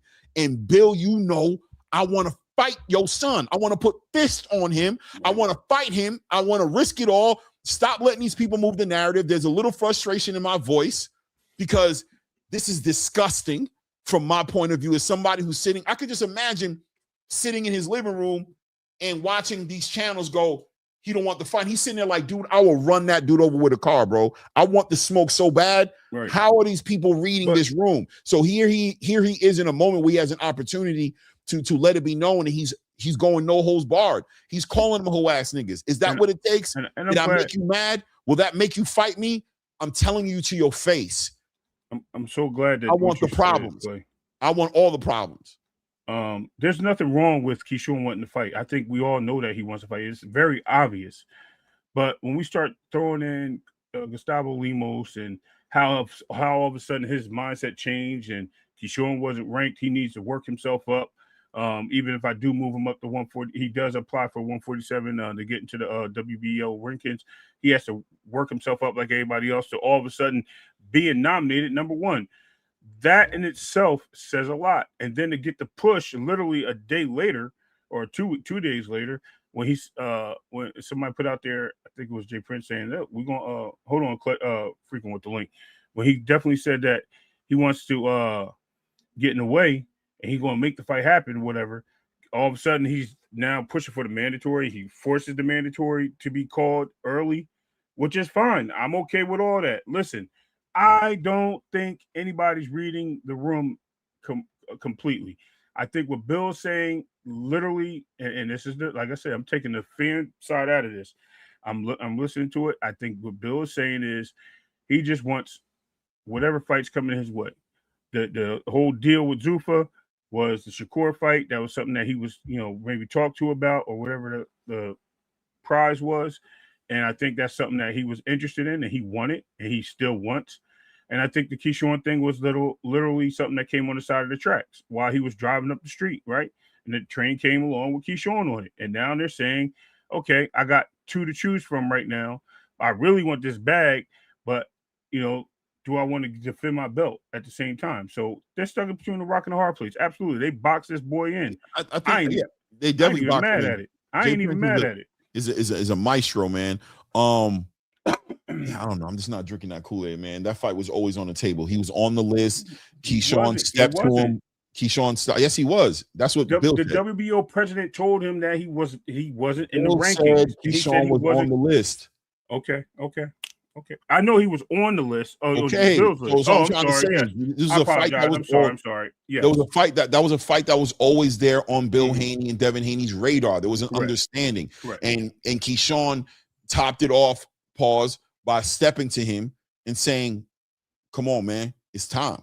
Had that real intimate one-on-one, I agree, eyeball to eyeball. Like I don't know what else to say, right? Like that was eyeball to eyeball. That wasn't a show. That was, hey, Bill. You said on the back end of me doing what I got to do with Jermaine, right? You go be great tomorrow. And you promise? All that happened way before Shakur Stevenson was part of the conversation of fighting Devin, man. That's just how that went. You know what I'm saying? I mean, Shakur was literally fighting on that card. So there was no conversation about Shakur and Devin. There wasn't, because Shakur was getting ready to fight Tszyu. Keyshawn has done everything he can to make this fight happen. I'm not here for I respect to the game. Bill Haney sees a payday. Yes, Zuffa Boxing showed some interest and had some money behind it. Turkey showed some interest and had some money behind it. On the back end of Shakur Stevenson celebrating his victory on Ariel Helwani, spoke about how that fight could happen and where it would happen at. Fine, but Shakur has shown you, no, I'm not really interested in that right now. Jay Prince has said, we're not interested in. You guys are pushing for the fight. If you really want the fight, this is the limit where Shakur is willing to go to. I thought Shakur, and I think Shakur hopefully learns from this and just learns to be a little bit more strategic with what he says to the media. But at the same exact time, as fans, you're making it to where, and we're going to segue into this Errol Spence interview as well, but these fighters don't even want to talk in front of a camera because these fans swear on Bibles, Korans, and Torahs. They know something. They refuse to let these fighters be human beings, bro. This whole idea that a fighter can say something and can't dial it back. Right. F-bomb y'all. I'm in my mansion, bro. When I have a fight, I'll see y'all. Shout out to Gervonta Tank Davis. But don't be mad when these guys just refuse to speak to you niggas, because y'all can't hear and use any critical thinking skills. And more importantly, a fighter can't clear his name. What he said is what he said. You willing to dial it back? But oh God, it disgusts me. I mean, it literally nauseates me on a physical level, because I feel like people just have poor social skills. Like people just don't know how to like talk and hear people and let people correct things. They're just so hungry and thirsty to put a jacket on somebody. It's disgusting. As a grown man, 49 years old, bro, I'm almost going to be 50 next year. I'll be 50 years old, raising children. I'm so disappointed. I'm so disappointed in people, bro. Yeah, I think boxing itself is driving us crazy, Clay. Yeah, but people, especially people comprehend, bro. Like they can't. Low comprehension skills, very low frequency level, cynical, hating, crab in the barrel, low frequency level conversations that you have to fight through to get somebody to see like two sides to a coin. You know what I mean? To just be interested in making a fight rather than everything else. He's scared. He's ducking. He know what's going to happen. Oh my God, bro. As a fighter, why would I want to do anything with y'all? Why would I want to give y'all any type of my time? It's like impossible. And it's not just for boxing. It's outside. We bump into it every day. I drive an 18-wheeler, bro, and I watch little cars try to debo me. And it's like, you slow or you stupid? I'll run you over and somebody will have to tell me up the road that I did it because I won't even feel it. You are in no position to be playing with me on this road. You are in no position to be driving in front of me, cutting me off. I've got 70,000 pounds on me, you moron. But I know what the truth is. The truth is you're not a good thinker. You're emotional. You and your feelings. You don't have it in you, that ability to process information in real time and make practical, logical decisions isn't there. You guys are been desensitized through social media, through television, and you speak crazy on the internet. You've lost touch with that part of the game, and you guys are on the frequency level of teenagers. You guys be ready to throw it all away for nothing, for words. You say anything, no respect, call a grown man a liar, call a grown man a coward, call a grown man scared. You'll say anything. Emotional. It's disgusting. So it is what it is, right? It is what it is. Let's move on to conversation. Yes, sir.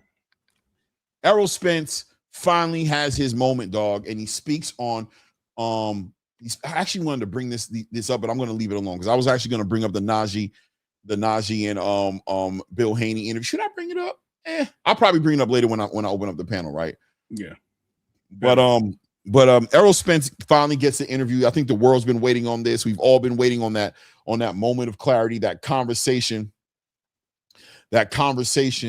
from Errol Spence to kind of get us all together and put some perspective on what we've been seeing happening since the Terence Crawford situation, even in the build-up to the Terence Crawford situation, getting some perspective on some of these moments, right? And how he looked coming into the ring. He looked a little lethargic. Some people thought he was high, like he smoked a blunt or something, or drank some, painkillers or pain pills, or, why was he looking the way? Was it a bad weight cut? All these different things. And, I always quote Showbiz, and I'm sure other people have said it before Showbiz, but it's not about excuses, guys. It's been 3 years. It's not about excuses, but you'd be lying to yourself if you weren't looking for the reason, right? If you weren't sitting there saying, why did Errol look like that? What happened to Errol? And also, what has Errol Spence been up to since that fight? No rematch with Terence Crawford, no fight with Sebastian Fundora, rumors circulating that he might go up to 116 fight Erislandy Lara.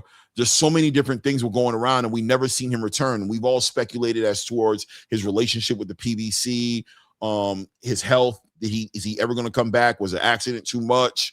The eye surgery, all these different things. And a great interview with Andre Ward. Andre Ward always able to put these fighters in that safe space, right? Like always able to give them a space to where they're so comfortable, and they look at Andre like, I know you're not trying to fuck me over. I know you're not trying to twist my words against me and put up clips and have me looking whack out here. You're just having a conversation with me. You're a Hall of Famer. Ask anything you want, Dre. Whatever you want to ask me, and I'm going to be an open book. And that was the moment, right? What'd you think of the interview? I thought it was a great interview. We got a lot of insight. The word excuse comes to play with a lot of people, which is okay. I understand. Earl is admitting his flaws, and it's okay. I think Andre Ward was able to get him to say things that the fans been exaggerating a little bit and putting out there in the space that was true or not true. And I think it all gave us the greatest perspective of Errol Spence and what he's been doing to where he came from to where he is now. Yep. So, look, there were parts in that interview that I thought were real interesting. Obviously, one of the parts that stood out for me was the whole entire process of getting ready for the Terence Crawford fight, right? It wasn't just the fight that night. This is around the time when me and you really started building for real, like when we really, what I'm saying, really met each other and started talking boxing talk. And I always spoke on a couple of things. One of the things that I always spoke on, and people, I've always been somewhat of a rebel, I guess. I don't know. I didn't understand how toxic the space could be. Just speaking my mind, always mentioned Derrick James. I always mentioned him, right? I always said, I like Derrick James. I think he's a great trainer. I think he earned his Trainer of the Year accolades that he got in those 2 years. He did his thing. But I did feel like at some point or another, felt like Derrick had too much on his plate, right? He just did, to me. You know what I mean? And I wondered, when I looked at the great fighters back in the day, the Roger Mayweathers, Floyd Mayweather Sr., when you look at Bomac right now, or you look at, even like a Robert Garcia to a certain degree, even though he has a big stable, but he also has a big training team. He has his son. He has a lot of people. But when you look at the best fighters in the world, you look at Bam Rodriguez, you can't picture him being in the ring with anybody else but Robert Garcia, right? When Bam has a fight, Robert is focused on Bam. You know what I'm saying? But it seemed like Derrick kind of had his own thing going on. And I think Errol put some real perspective on it to where it was deeper than I thought it was, right? It wasn't that Derrick got too busy. It seems like Derrick and him never had that dynamic. right? If you listen to Errol Spence speak, it kind of felt like they never had the dynamic. Like it was always like cookie cutter. It was always cookie cutter. There was never no adjustments. There was never no, he even spoke about it. He said, before I got with Derrick James, when y'all see me in amateurs, everybody knew me to be a boxer. I was a boxer. I move around, hit, don't get hit. I changed, right? Became this guy who saw his power translate into knockouts, and that was always our game plan going into these fights. Get to these guys' bodies, walk them down, get your head off the line, catch them with the kill shot, go home, make a meme of somebody, right? What did you think on the back end of his perspective on that Derrick James situation? Did that put perspective on the lawsuit as far as, and what I mean by that is like the lawsuit is like, I could never imagine Bomac suing Terence Crawford. I could never imagine Robert Garcia suing Bam or Virgil, or, you know what I'm saying? Because you always like to believe that their relationship is better than that, right? Than to be in a public dispute. I was very shocked to see that happen between Errol and Derrick, because I thought they had something different. But what'd you think about it after hearing Errol speak on it? Oh my goodness, man. First thing that came to mind, you gonna laugh, is a conversation we had about too many people in the gym and Jamel Charlo saying only had 2 hours a day with this guy. That's the first thing that came to mind. And that was telling me, like, I was on Frequent Channel when I mentioned that he had 5 other people he was training at the time, right? We knew that AJ had just had a fight before he left and went back to Mark Breland. But he was over there, right? He was over there fighting with AJ. And AJ was training first. I think that fight was in March. And we already know this fight is happening. Then we had the fight with what's the other cat name? Ron Garcia came to join the camp because he had a fight later on. You had Frank Martin had a fight coming up. And you had Jamel, who just went for the undisputed belt a month in between, right? Mm-hmm. So we had all these people being trained at once and weren't getting the dialed in time and respectable time. We all know that the reason why Derrick James was who he was is because of the relationship he had with Errol Spence, from what we assumed. And he didn't put the cash cow ahead of the horse. You know what I mean? Mm-hmm. He basically let the horse drag the cart and left the cow in the back. You know what I mean? Just told him along. And I think Earl saying that made a lot of sense. And to say that they never really got along, so that means that his dad was probably really doing more of the conversation with Derrick James than Derrick James was doing with Errol Spence. That seems like there was a lot of misinterpretations there. So or missed opportunities as well. Right? That's the word. Thank you. That's what I wanted to say. And it's sad to see that happen like that, man. It really is. Yeah, man, it was definitely a missed opportunity there, because to see Errol Spence celebrate the relationship Virgil Hunter and Andre Ward had, right? Like you can kind of see like where Spence is like, I low-key kind of envied you, Dre. You know what I'm saying? Like I could see, even especially in an interview, right? But you always, once again, another combination, right? Never could imagine seeing Andre Ward in a ring with anybody but Virgil. Always understanding that story had so much more substance to it. And even with, I'll say, like, I'll give it to some people in the room who might want to hear this, Gervonta Tank Davis and Calvin, right? As soon as you seen Calvin, the story start going around that Calvin wasn't going to be in his corner in the same way, that it made an intent to go, but it's not a good sign. It's cringe. Calvin is, I can't imagine nobody else but Calvin and Coach Kenny in the corner of Tank. And when I don't see them in the corner, it makes me worry about Tank. Right. About the kind of fighter he's going to be, knowing that Tank is such a unique personality that it takes somebody who really knows him like that to talk to him the way he needs to be talked to be who he has to be on the night of a fight. Even during a camp, picturing Calvin not there, Kenny not there, motivating Tank, speaking to Tank, putting him through the right drills. All those things is going to make me feel like Tank is not prepared the right way, because somebody else is coming in on the back end of something that's already been built in a certain way. So I thought Derrick James and Errol Spence had that kind of relationship, and they clearly didn't, right? And like Errol said, man, I went to that man's house and brought him his check personally. Yep. You know what I'm saying? That was the kind of relationship he thought he had with, you know what I'm saying, with him. You know what I'm saying? And to see that it ended up turning, he didn't speak too deeply on it, but just trying to be like, I don't know how anybody would picture me screwing this man out of his money. Right. You know what I mean? It is what it is. But also in that conversation was conversations about Errol Spence and what he's been up to, and also more importantly, probably for everybody in the building, what happened with that Terence Crawford fight. So what was your final take as far as the Errol Spence situation, as far as what happened and what you saw that night? Like, how did you walk away feeling like you always gave Terence his flowers? You never tried to diminish Terence's win, but didn't you feel you felt some kind of way about Errol, right? Like there was something about Errol, right? Him. He just wasn't. He just didn't look like he was there. And all the some of the rumors. I don't want to say the rumors, like the hints of the rib injury, which he admitted that he got a cortisone shot in his ribs.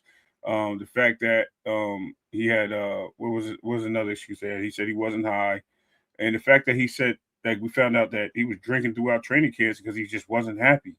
Mm-hmm. That could have played a part, but none of that came to mind when that fight happened. He did look a little small. I think me and you talked about this, and I was like, "Yo, he don't look like Terence was bigger than him." And he said it. He was like, "Yo, I couldn't put the weight back on." Mm-hmm. That right there was a significant sign to me that something was wrong. And I took that as him being sick or high or whatever the case may be on something, and it just looked the part. So I'm glad he touched base on that. But yeah, that's how I took it. That the Mike Tyson pill pack was definitely in the system. I ain't gonna lie to you, and he just didn't look like he took the fight seriously. Yeah, I mean, I walked away. I always called it. I remember watching the fight with my wife and my kids. We were all here in the living room. My son, I had all my kids. My son, my two daughters, they're all here. And I remember seeing Errol Spence in the back when he was being interviewed before the fight, and I was like, "Damn, how man look." I said it. He looked high. Now I didn't think he was high. I didn't think he smoked weed or nothing. But I just said I remember saying he looked high. I was just like, he looked high. I don't know. Is he tired? Is he just over relaxed? Is he, like you said, looking past the fight? Is he not focused right? Something was off with him. Making his way to the ring, he didn't look good to me. And then, the performance was, exactly. The performance was, I gave Terence all the respect in the world. I'm a Terence Crawford fan. I picked Terence Crawford to win the fight, going into the fight, you know what I'm saying? But I don't think I expected, I had to keep it real and say to myself, I didn't expect Terence to beat him like that. I didn't expect him to beat on him like that. So finding out about the ribs and him not sparring for like 6 weeks in that fight camp was crazy to me. I was like, damn, man. I mean, what do you like the impact of not sparring for 6 weeks? That's got to be detrimental, right? Like not being able to get that in, right? And no southpaws at that too. That was another thing. That's the Derrick James. That goes back to Derrick James a little bit, who's responsible for that, right? In which Errol made it clear because Andre Ward is good at his questioning, right? Like Andre didn't want to say Derrick. He said, "Oh, that's crazy, man." He said, "Who's responsible for getting you?" He's like, "The trainer, Derrick." And he kind of laughed, and Dre was like, "Okay, I didn't say it. You said it. Okay." Well, let me ask you a question too, Clay, because I think if we go back now, maybe this is something that I missed. But what did they have that ring thing when they do the behind the scenes lead up to the fight? Didn't they have Errol sparring in some of those videos? I mean, they did, but that's nothing but B-roll. But I was going to say, was that prior or was that during? Because we don't really know, right? And keep in mind that Terence prolonged the negotiations, right? So, that could have been video from Errol training when they thought the fight was going to happen, and it didn't. He picked up the David Avenesian fight. So, yeah. You know what I mean? That's what I was thinking. That's what I was thinking too. So many possibilities there. We don't know. Right. We definitely don't know. But I thought it was super interesting to see that interview. Now, that being said, what do you think about Errol moving forward? Do you think he's back? Did you hear him on bonding with his kids, him playing soccer, him staying in shape, him saying, confirming to the space, I'll be in the gym. I was in the gym. You know what I'm saying? I wasn't slacking. So people were wondering, I know I was wondering, what was he doing? Was he out there drinking margaritas and living his best life and not being a boxer, or was he staying in shape? Seems like he is staying in shape. Right. And also the drinking. He spoke on that and how he was partying. I don't know. I think that was one of our first conversations as well that we had. When our first real debates that we had on the show was about Errol Spence drinking, not living like a fighter, and how that played out in the big night. And then he admitted it. You know what I mean? But I don't think he needed to admit it. I think we all seen the videos. We've seen the pictures of him being inebriated, and we know that he got the DWI that night when he crashed his car. So we know there was a bit of excessive drinking going on. Was it a problem? I would say for a fighter, it probably is a problem. Drinking alcohol is never a good thing when it comes to being in shape. But he spoke on it, saying that he got caught up when he was drinking and made him more social, because he says naturally he's an introvert, right? naturally, he's not a social person. He doesn't talk to people a lot. He likes to be by himself. And when he drank, he felt more social. And that's what alcohol does, right? If you get me, you think I'm talking right now, get 4 shots of tequila in me, bro. I'm the life of the party. Cheetos. No, I don't drink no Cheetos, bro. I'm just fucking around. Tequila, I said tequila, not Cheetos. I know, I'm just messing with you. You know what I mean? Yeah, Clay. I thought a lot of situations there were kind of hypocritical. I'm going to tell you why. I do understand the drinking part, right? But as far as him, because you missed the part where he said, and maybe you were going to touch on this, that he really stopped watching boxing and fell away from boxing in the sport. He spent more time with his family and things like that. But then I'm like, didn't we see him at some fights? Matter of fact, didn't he go in the ring for the Fedora fight? Wasn't he training? And he did talk about him still training. But I was like, wasn't he in the ring training for looking for different trainers and talking about making different fights and stuff like that on social media, talking about Big Fish is back and this and that. So he had a couple of moments here and there. Now, maybe, and listen, I'm trying to be as respectful as possible because I like Errol Spence. You know that's my guy. But I'm just like, yo, I remember all these things happening. So I'm saying, does he have foggy memory syndrome? Does he forget certain things that he don't remember, and he only focuses on like you tell me, focus on the question, focus on what I'm asking you. And he only focuses on the question, and then he forgets everything that happens in real time.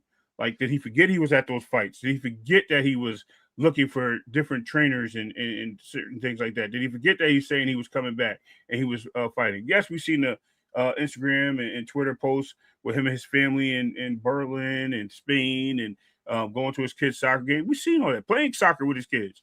We've seen all that, which is true.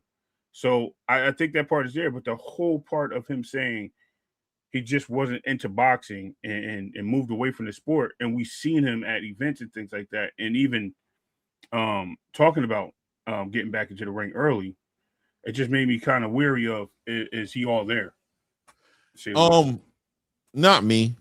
I think once again it's the TV. I think we need to separate and understand that when there's cameras on, characters come out to play. People ain't really them on TV, bro. You're controlled. That's why Tank Davis doesn't like being in front of cameras, because he's not a good actor. He's not good at it. He feels uncomfortable. So he gets nervous. He thinks that everybody involved with the media is there to make him look away, whether it's good or bad. You know what I mean? And on his worst night, those same people that were celebrating are going to be the people who's going to be highlighting his worst moments and making him look horrible. Errol Spence communicated he was an introvert. He's somebody who didn't feel comfortable in front of cameras or feel comfortable in these social settings. So he drank to help him be more social, because without a doubt, as a big star coming up in the space, there's going to be demands on you, Ray, right? Like, they're going to say, there's a fight, we need you there, right? Your promoter's going to be like, yo, bro, I need you to pop up. No promoter. No promoter. Remember, he hasn't had a contract in a long time. No, but still, the people who are responsible, who are invested in his career, who want him to be a bigger star and be a bigger brand, are going to give him advice. Al Heyman might be the one. You know what I mean? They're going to tell him, hey, bro, we got an event. You're going to pop up, right? I wasn't really going to pop up. I don't know. Man, listen, man, you're a big star now. You're doing great things. You're a unified champion. We're trying to make you a bigger star. You just did whatever you did inside of Cowboy Stadium. When pop up. Let the cameras get on you. Wave. They'll put the camera on you. Wave at the crowd. Know what I'm saying? Whatever you got to do. Yeah. He's in this space, but it's a job, right? It's not him being into boxing. It doesn't represent him being like, I'm here because I love the sport. I want to sit front row because I want to watch these fights because I love the sport. It could be that, but it also very well could be what he said, which is, basically saying that those moments were artificially flavored. They weren't really him. You see me on the camera, and shout out to him. Obviously, he did a good enough job to make you believe he was into it, right? But he's letting you know that's where the drinking came into effect. The jewelry, you know what I'm saying? All the jewelry. He even talked about it. Like, yo, this jewelry you see me wearing all the time was the same thing I bought years ago. I'm not into it. I'm not buying all the jewelry. That's not who I really am. You know what I'm saying? That's not what I really do. So, I don't want to get into the mental health conversation, but just to let people know, and I think we all can reason and resonate with doing what you have to do. We've all had jobs, and we go to the job and we're in character. We're doing what we're supposed to do. We're doing what's expected of us to be, but we don't want to be, especially if you're in a job where you have to be social in any kind of way. One of the great things I love about doing my job is I don't got to do that. I'm in my own world. You know what I mean? I'm in my truck. I'm moving around. I'm doing my thing. I don't have to carry myself and be paranoid about being misinterpreted or being pleasant or not rubbing the wrong guy, not the wrong guy, pause, but the wrong person the wrong way, right? With my attitude, or sometimes you're not in the mood to be that person, right? So it is what it is with Errol Spence. I think now in this chapter in his career, though, he seems to be more comfortable being himself. And I think that's more important, right? That now you're seeing him, the way he was talking to Dre was like, I'm not doing that no more. I'm going to be me. I'm going to, if I don't feel like talking, I'm not going to talk. Like he said, he talked to Al Heyman before, and I was like, if you don't want to be there, you ain't got to be there, champ. Go ahead, man. You done what you had to do. You paid your costs, your price. You're a big star. And he was like, great, I'm going to go home and go kick it with my kids. What do you think that means for Errol Spence as far as him being a fighter? Because when he was doing all of that artificially flavored stuff, he was a beast in the ring, right? He was crazy. Do you think that changes him at all in a negative way? Him being a little bit more organically himself? What do you think about that? Hold on, Clay. Oh, you still? I thought you was okay. Yeah, so, go ahead. What'd you say? Right. So we'll see how that translates for Errol Spence, right? We'll see if that means that is he the same fighter, right? Is he the same intensity? Is he a better fighter even, right? And obviously there's a relationship that we got to see come together between him and Ronnie Shields. We got to see how that ends up working out, right? It is what it is. Let me see. King Blake says if Spence don't win, he will retire, I promise you. Oh, yeah, probably. Big Sar says Claymore has become another showbiz. Is that a good thing? I hope that's a good thing, right? I hope that's a good thing. I don't know. It is what it is, right? Let me put the link out there, by the way. It's about that time. I'm going to put the link out there. So step up, hit the link. I'm definitely interested in hearing your takes. I know Frequent was waiting in the background trying to get in on this one. He wanted to talk about Keyshawn and Shakur and all that. You know what I mean? There's the link. If anybody wants to come up, the panel's open right now. But yeah, question back at you again. Yes, please ask me that question again. Because my son handed me the phone. I was like, damn. Right. No problem. Yeah. Just now that Errol is shaking off all that artificially flavored time, right? How do you process that affecting him moving forward as far as in his career now? Is he a better fighter now? I think so. Intense? Absolutely. He was already a good fighter, I think, or a great fighter. I definitely would give him the pound for pound great conversation, right? But I want to say that I think he's better because he's seen things. He lost. The loss helps. The time to recover from all of his flaws and things like that have made it better as well. And I think that is very important, to say the least, Clay, to say that, yeah, Earl is going to be, hopefully, he's going to be better than what he was and recognize where he can get better and moving forward as he starts aging out his career. Unfortunately, 3 years was what he needed. And if that's what he needed, I'm all for it. And I'm proud of him for being honest with us, the fans. So yes, absolutely. Yo, Fonz, what's up? My guy, Fonz in the building, man. Fonz, what's good, family? Good to see you in the building, man. I had to shout you out, man. But yeah, Clay, man, I think yes, everything what you just said is 100%. Absolutely. No doubt. Shout out to everybody on the panel. We've got Akeem Blake. We've got hold on, let me put up the names. You know what I'm saying? We got Akeem. We've got I Am 444 in the building. We got Fly Frequency in the building. We got my guy Treese in the building. Yeah. Midwest Mafia in the building. Yow in the building. Shout out. Akeem, what's good with you, fam? Peace and love to everybody on the panel and in the chat. Father's Day. Happy Father's Day if you're an uncle. You know what I mean? A stepfather. It's coming up. You know, stepfather, a mentor, any type of father figure. Salute to all y'all. This will be our weekend, man. No doubt. Hold on, don't go into your take. I just want everybody to get a moment to say what's up real quick. I'll be right back around to you. I Am 444. What's good with you, family? How you feeling? Everything's peaceful, man. Just peace to the panel, to the chat. You know, I you can do roll call or whatever. I'll wait. Yeah, we'll come full circle for sure. Fly Frequency. Assalamu alaikum, Aki. What's good? Wa alaikum assalam wa rahmatullahi wa barakatuh. Yo, what's going on with everybody on the panel? Man, we outside. We out here with you trying to be like you, Fly. You already know. We trying to be Fly on Fly Frequency. You know what I'm saying? Period. You know what I mean? For sure, man. Toledo Treese in the building. What up? What up? Midwest Mafia in the building. Albert Campano Bell will be showing up and showing out in a stadium near you shortly. Trying to get himself in the eliminator. What's good with you, Treese? What up, though? What up, though? Hey, man, you already know we a month out. Shout out to my guy, Alberto Campana. I need all the Mexicans to pull up in L.A., man. It's going down. Andy cruising for a bruising, but you know what the fuck going on. No doubt, man. No doubt. Akeem, what's good with you, fam? We back at you, man. What's on your mind, man? We talked about a couple of things on here. Yes, I'm definitely going to present the panel with some questions, but definitely get off your chest what you came up here for, because you came up here for a reason. What's up? Word. Listen, I love the boxing talk y'all do. So, you know what I mean? I'm gonna stay in my lane. I just got this one piece, and I'm back in the chat.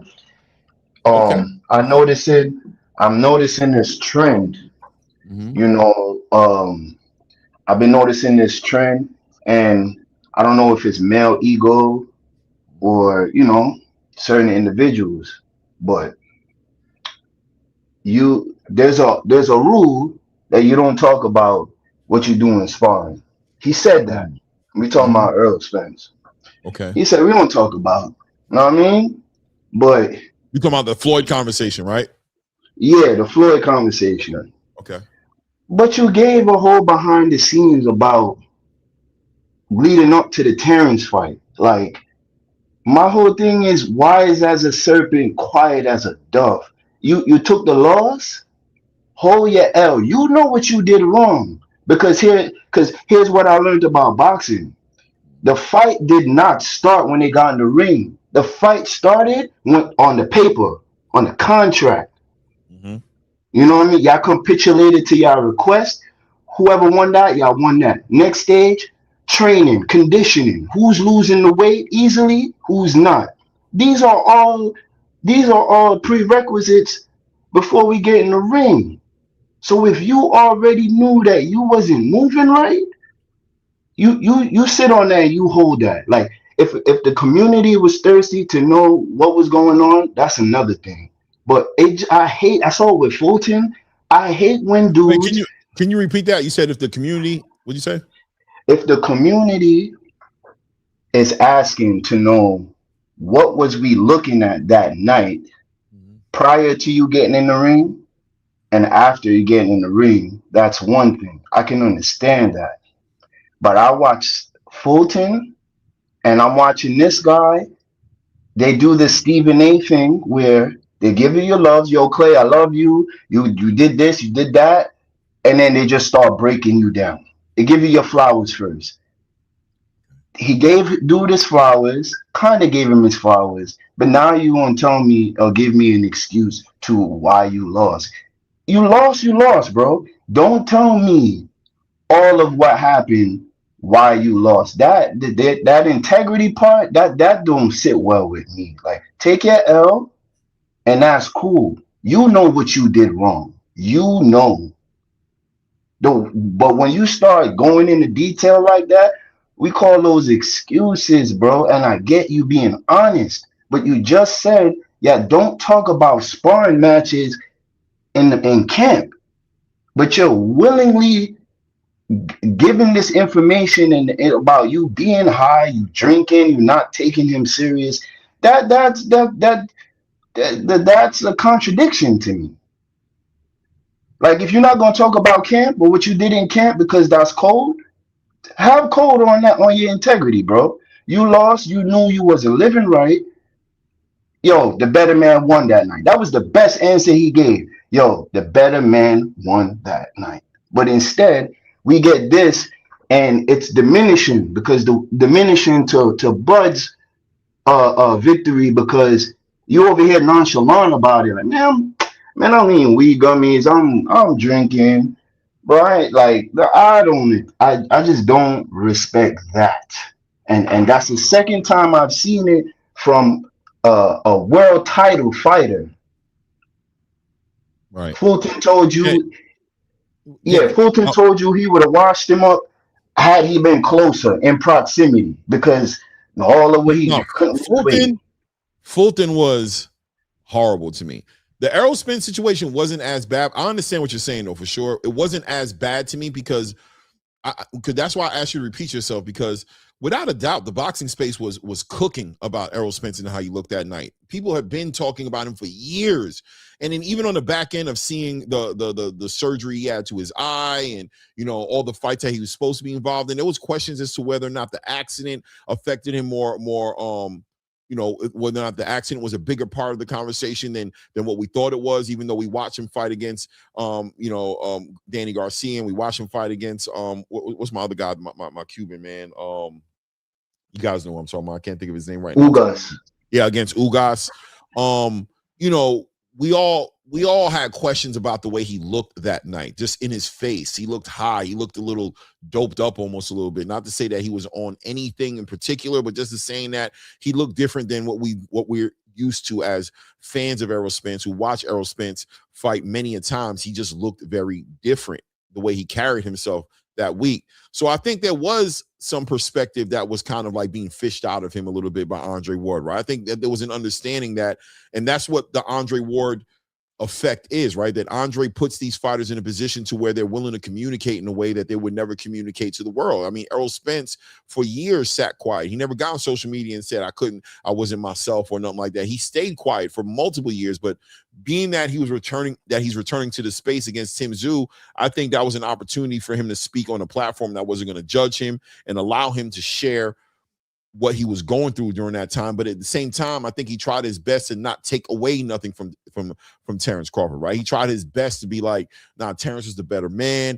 You know what I mean? He even came on Twitter and tried to respond to him and be like, nah, that guy right there deserves all the credit for what it was. But at the same time, have a moment of honesty with his boxing fans who are all questioning. I mean, if you were in these YouTube streets, I think it was like about 4 months worth of content being created around why Errol would look like that, right? There was even jackets put on Terence Crawford. Oh, man, the gloves. Did you look at his gloves? You know, he had that situation where his gloves split. They put all types of jackets on Terence Crawford. The bottom line is, you know, just kind of going back to what you're saying, like, unless they're asking, I think the fans were very much so asking about why Errol Spence looked the way he did that night. Am I bugging? You're right. It's just like I said, bro. The fight started from when they accepted it, and then they went into the contracts. Then they went into training. These are all levels of fighting before getting in the ring, man. And it just don't sound right. It don't sound good. Like you lost, and you know why. You know why you lost, bro. Like. You know, that's okay. So you would just rather him leave it in the dark. We just never know. We'll never know what happened to him. He said the better man won. Right. He said the better man won that night. He said tonight the better man won. And I can accept that. We saw it. But isn't it, do you think is there a place or a space to where Errol Spence can have an intimate moment with the boxing world where he's bringing you into his world for a minute and saying, I did what I did. I took that chance. It is what it is. But with my friend, somewhat of a mentor, and Andre Ward, who's also a pastor, I can have a moment of clarity to let you know that I didn't spar. It was a horrible training camp. I was taking cortisol shots for my bruised ribs. You know what I mean? I was in the mental space. I was kind of out of it a little bit with just boxing. I just kind of knew early, he said, like almost a month before the fight, like he was feeling like a bad omen was over him, right? Is there a space where he can communicate that with Andre? No. With Andre, but not with the public. You want to talk in behind scenes, like you did sparring, like you did everything else. But when you start getting on platforms and making it sound like, man, if I was in the right place, I spank dude. Like, man, I was high, I was drinking. Like, that's just the feeling, you know? Like, man, I'm drink. Don't even. And that's why the best thing for you to say is the better man won that night. I think he still said that, but let's move on to Triple Four because Triple Four sounds like he wants to tap into it. What do you think about Triple Four? Well, play more respectfully. I'm gonna have to reject the Kool-Aid that you're offering. I'm gonna stick with my water here. Okay. I have to agree with Akeem. This is real simple, right? Here's the thing that they don't really want to talk about. Let's talk in regards to the interview itself. I believe it's a bit disingenuous, and I'm gonna tell you the reason why. Number one, you really can't prepare for a Terence Crawford. What we saw at the highest is what underestimating looks like at the highest, and arrogance looks like at the highest. No one had a problem with him drinking when he was winning all the other fights, okay? We have always known Errol Spence to be an individual who has been in the party life, on high-speed chase against gunmen, involved in all kind of stuff, flipping cars and smoking weed. That was his lifestyle. No one had a problem with it because you know why? He got into that ring, he whooped ass.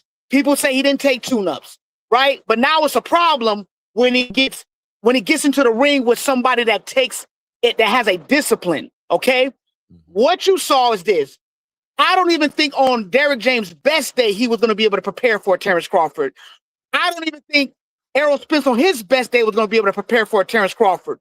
Because Terence Crawford is a fighter that is unique and one of one. That's not glazing. I'm just keeping it 100% real. So what you saw was arrogance. I think Derrick James believed in his fighter. Let's not forget, Errol Spence won his first world title with Derrick James. I don't like Derrick James as a coach or a trainer, but guess what? It was working until it no longer worked.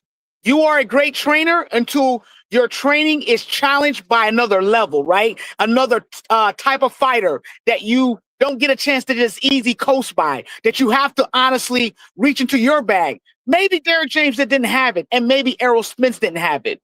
So to sit up here in an interview after 3 years and to insist, like, the problem I have with the interview, it leaves too many unanswered questions because now people are going to want to know, oh, what? Okay, so if y'all believe that Errol Spence had no sparring, an Olympian, somebody who y'all believe he never fought southpaws?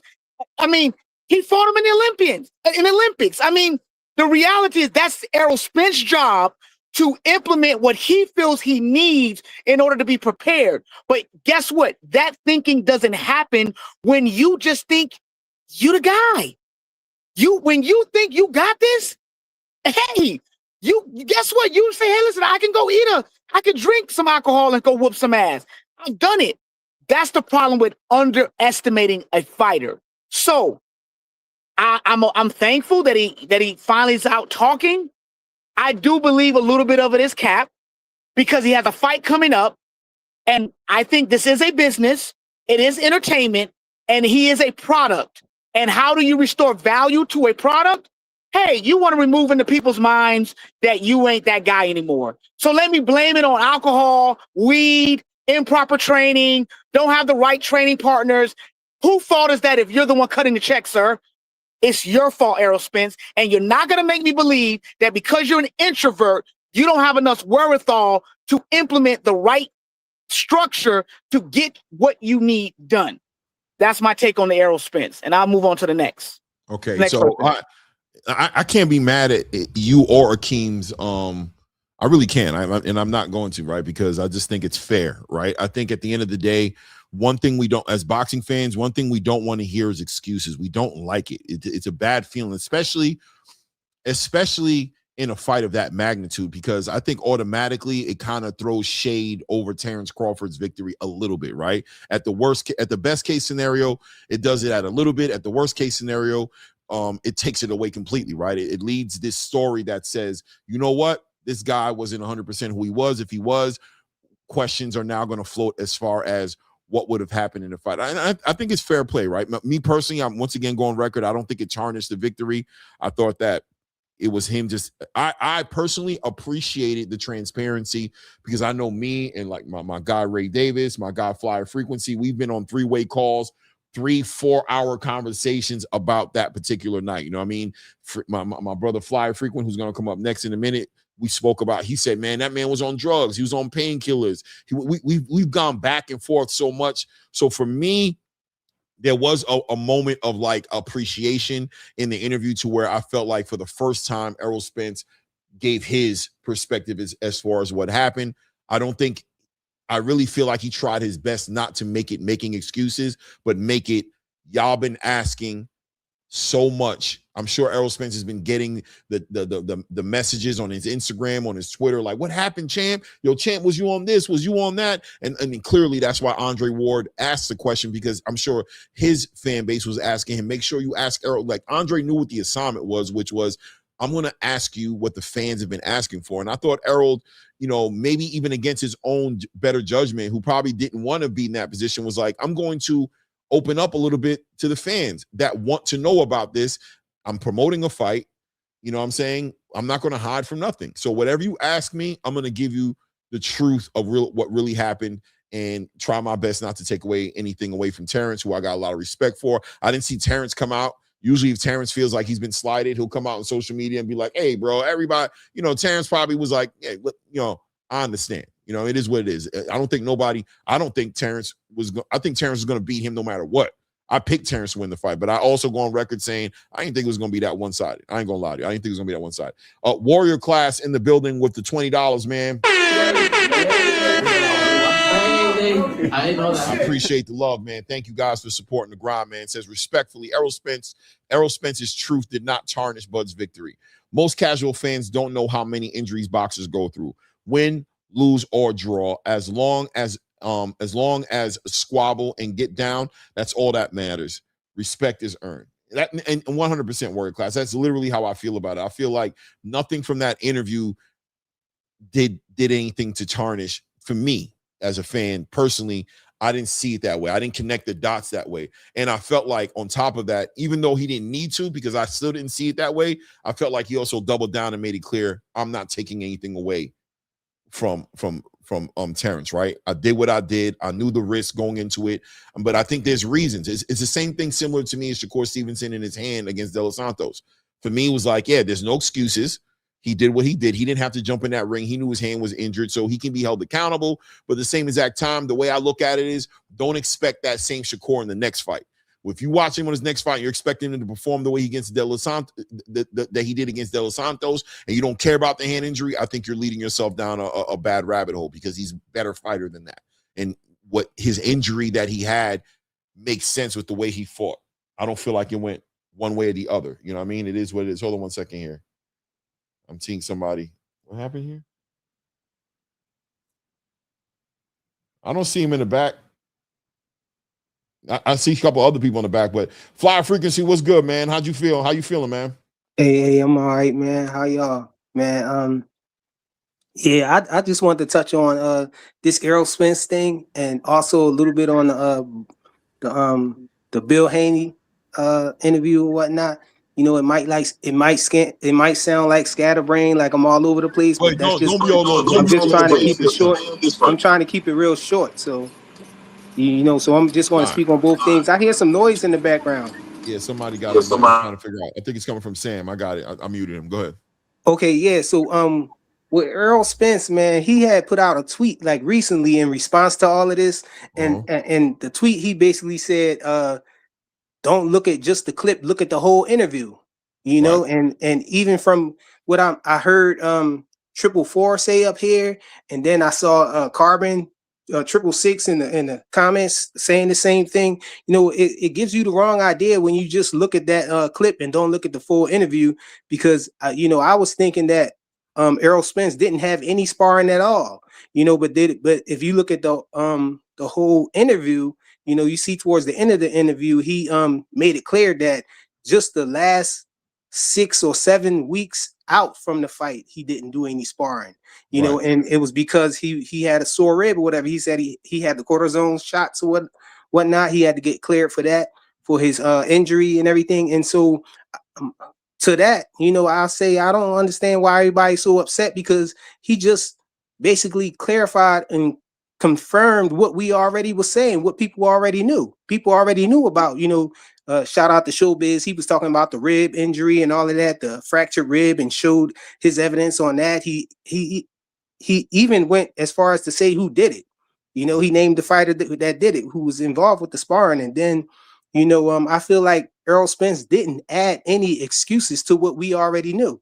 You know, I heard somebody say that he didn't give any excuses at first, but he did. Y'all remember he talked about the cataract and said he couldn't see, and that's why he was getting hit with the hooks and all of that stuff. Remember?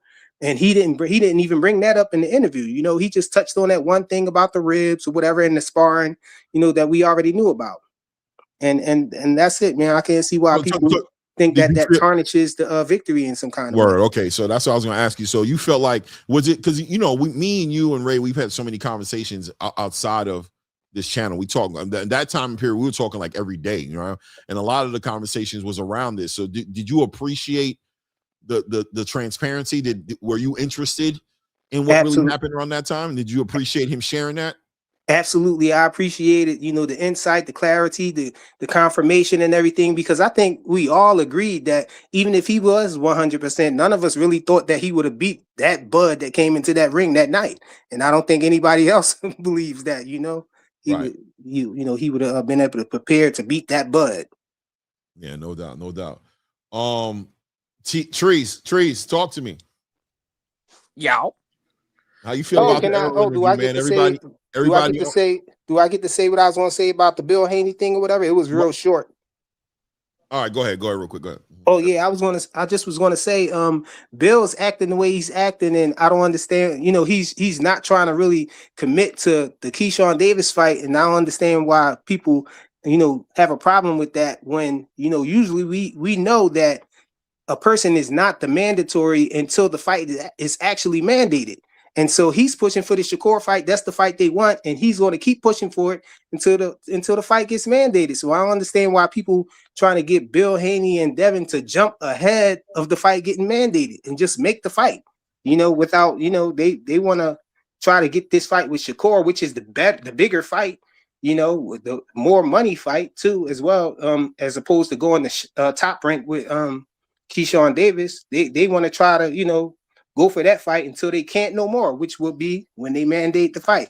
They haven't mandated the fight yet, y'all. Yeah, man. I mean, listen, man, I ain't mad. But you know, I'm not mad at nobody in this situation. But you know what I am here to do though? I'm here to have Keyshawn's back and Shakur's back a little bit, because I feel like it's easy to kind of throw these guys away. And I think, you know, if there's a narrative out there that Keyshawn don't want the fight, I'm going to push back at it because I don't believe it. You know what I'm saying? If there's a narrative out there that Shakur's scared of Devin, I'm going to push back at it. I don't believe it. I think matchmaking is a skill set within itself. I think that, you know, there's so many things involved into putting things like that together. And when it comes to catching weight, making weight, cutting weight, anything to do with weight, I know I stay out of that. I don't believe it. Even with David Benavidez and Jai Bataille, you know what I mean? I don't play the game of David is scared of Jai. I'm just not doing that, right? I'm just not doing that game. But do I want to see David fight Jai? Yes. Do I want to see him fight him next? Yes. Are there reasons for him not to fight him next? For sure. Is it fear? I don't think that's what it is necessarily. I think there's a lot of things involved, especially when you involve Zuffa and the politics. I think there's some patience involved in it. So yeah, sometimes people take my enthusiasm behind defending Shakur Stevenson or defending Keyshawn Davis as some sort of slight towards Devin and Bill. No, I think Devin and Bill are moving the way they're supposed to move, especially when it comes to the business side of boxing. Who am I to tell them how to move? But at the same time, multiple things can coexist in the same room. It doesn't have to be all one thing versus the other thing. It could just be what it is as far as the business is concerned. But I think Keyshawn and Jay Prince are moving like some G's right now. I think they moved the chess pieces accordingly. And without a doubt, I think they've cornered Bill and Devin. You know what I'm saying? I think they've cornered him and they've got him in a very interesting position. I think that the mandatory is there. I mean, Gustavo has already made the announcement and said it. I could pull up the article right now. He said if he fights Shakur, he will be losing that belt. He said he's going to mandate it though, right? He never mandated the fight. Right. He's going to. So I'm saying is, even if it hasn't officially been mandated yet, I think it's a fair conversation for Keyshawn to have and people to say like, yo, it's clearly written on the wall what's about to happen. What are you going to do? Which is what Keyshawn was basically saying, which is, what are you going to do? Are you going to give up the belt and not fight me? Or are you going to honor the mandate that's coming down the line. It's coming. We all know it is. Gustavo's already spoken about it. It's coming. When it comes, what are you going to do?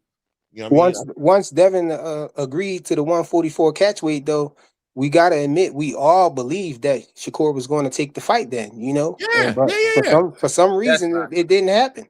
It's all good. That for a second. It's definitely all good, man. Like everything is all good, bro. But it is everybody is playing their cards in this game. Treese, you was about to tap in, man. If you don't mind, speak on the Errol Spence thing a little bit, because I didn't want to get off of it a little bit. But if you feel like you want to speak on the Devin build, because we're definitely about to dive into that conversation as well. But are you good? With the Errol Spence, to me though, it's like I'm not gonna lie, man. It's I didn't feel like I didn't hear nothing I didn't know. Like, and it's like everybody's saying I didn't think he would beat Bud.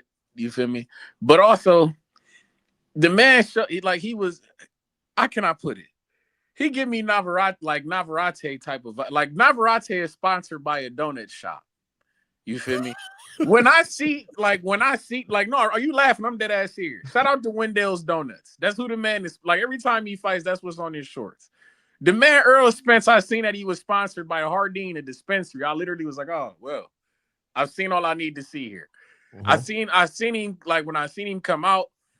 I know, and then I'm not one of these guys like I don't care about the excuses. I'm not gonna. It's like hooping to me. This is like, oh, shout out to the Knicks. They won a championship. Everybody mad at De'Aaron Fox play like shit. Then you got people saying, well, he had a high ankle sprain. I don't care about the high ankle sprain. He was on the court. Right. If you are on the court and you play like garbage, nigga, and you lose, you lost. I don't care about, his rib was injured or he flew through a windshield. It was like a NASCAR. I don't care. It's crazy. You don't care? I don't care. I'm one of them guys. Don't get in the ring then, bro. I don't care if he flew through a window and the car flipped 10 times. I don't give a damn. I don't care. You got in the ring, champ. You don't get in the ring. If you're hurting, if your body is telling you that it's not up to it, don't get in the ring. See, I'm not for making excuses. If you got in the ring and you fought, and what happened is what happened. You feel me? That's like with the Devin Haney and the Ryan Garcia was on, because you heard me, Clay. Dev, don't do it. That's my mom. Don't do it. You don't have to make these choices. You feel me? It's like everybody gets to make. It's the difference between making choices and making decisions. You get what I'm saying? Right. That was a wrong choice to make. You feel me? And what happened? It's not a good decision, my guy. So I mean, my thing is, because I agree with all of you guys when it comes to this topic, but my thing is, why can't multiple things coexist? Why can't he just be 3 years later in an interview with his guy, Andre Ward, who's asking about it? Why can't he just speak on it from the heart and not be making excuses, right? Why can't he just be like, because everybody saw it, right? Everybody saw something was off. So why, like Frequent said, and like I'm saying, I appreciated it, man. I wanted to know. We all speculated. We all had some inside information. Everybody kind of figured this, that. We all kind of knew, like you said, nothing he said was surprising, but it was refreshing to hear it come from the horse's mouth rather than have to go through all these backdoor, situations. I hear the clarity. I get it. I can't ever be mad at clarity. I get it. It's just, sometimes we need to leave things to the imagination, my guy. Dude, we got after a while though, like 3 years later. So not enough. Like, I think they just didn't want to believe it. Because I don't want to see, but my thing is, I don't want to hear that. I don't want to hear that when you're telling me that you got a fight coming up. Okay. Thank you. That's sickening, bro. I don't want to hear that. Santa Claus not real. Tell me that. You feel me? Tell me that after your career is over. Thank you, Trace. Thank you. Don't tell me this now that you got a fight coming up. Now I'm looking at you funny, like fuck, bro. Not so. Now when you fight Tim Tszyu, is your ribs hurt now? You feel me? Do you have cataracts now? Right? Is everything messed? I got you. Yeah, bro. I would have felt differently if he was gonna stay retired. Cool, all right, cool. It's like a tell-all book or something. Like, oh, okay, you wrote a book. My money, Lord child. I feel. But Andre, ask him those questions. Y'all think he should have lied? No, well, yes. Oh no. Yes. I'm gonna tell you this.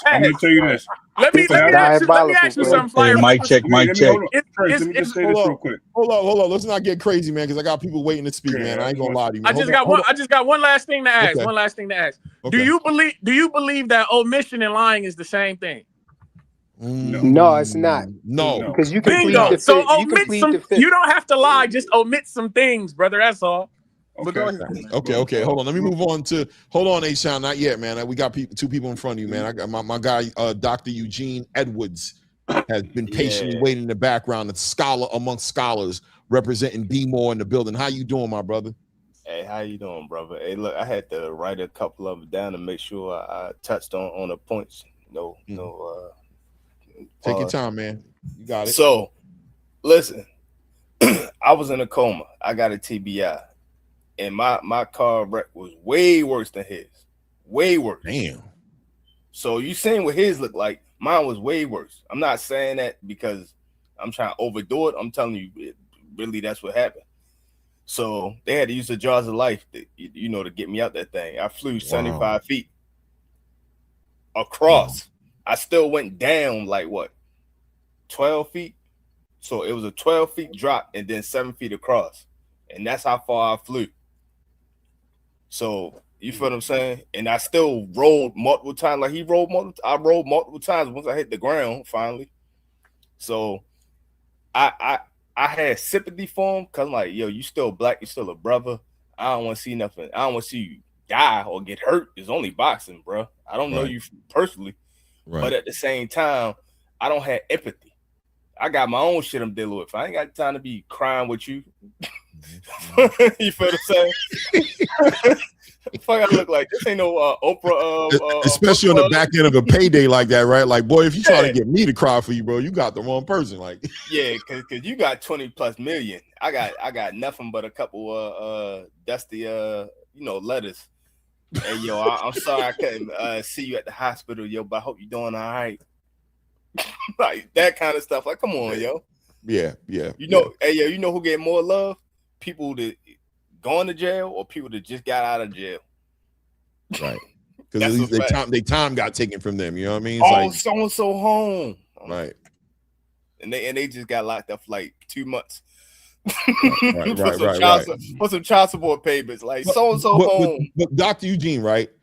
So you saying that I understand empathy, and I don't even know if it was about empathy, right? But I understand what you're saying. But I think the big question is, was there a demand for answers? Were people interested in what happened? Were there questions unanswered for you? I understand what everybody's saying, that the timing of it being that there's a fight that he's promoting at the same time. It's like you don't want no type of shade over this fight or whatever have you. You don't want no questions. You want to know who's getting ready to step in the ring. But from that time period, if you could remember during that time period, when the fight was over, were you present in all these rooms where all the questions were coming up, and were you interested in getting those answers? Was Andre Ward tapped into the energy of the space as far as, I know the space wants to know these answers, so I'm going to ask the questions? You know what I'm saying? I'm gonna tell you that. But to answer your question, hell no. I'm a Boots fan, so I really didn't care one way or the other.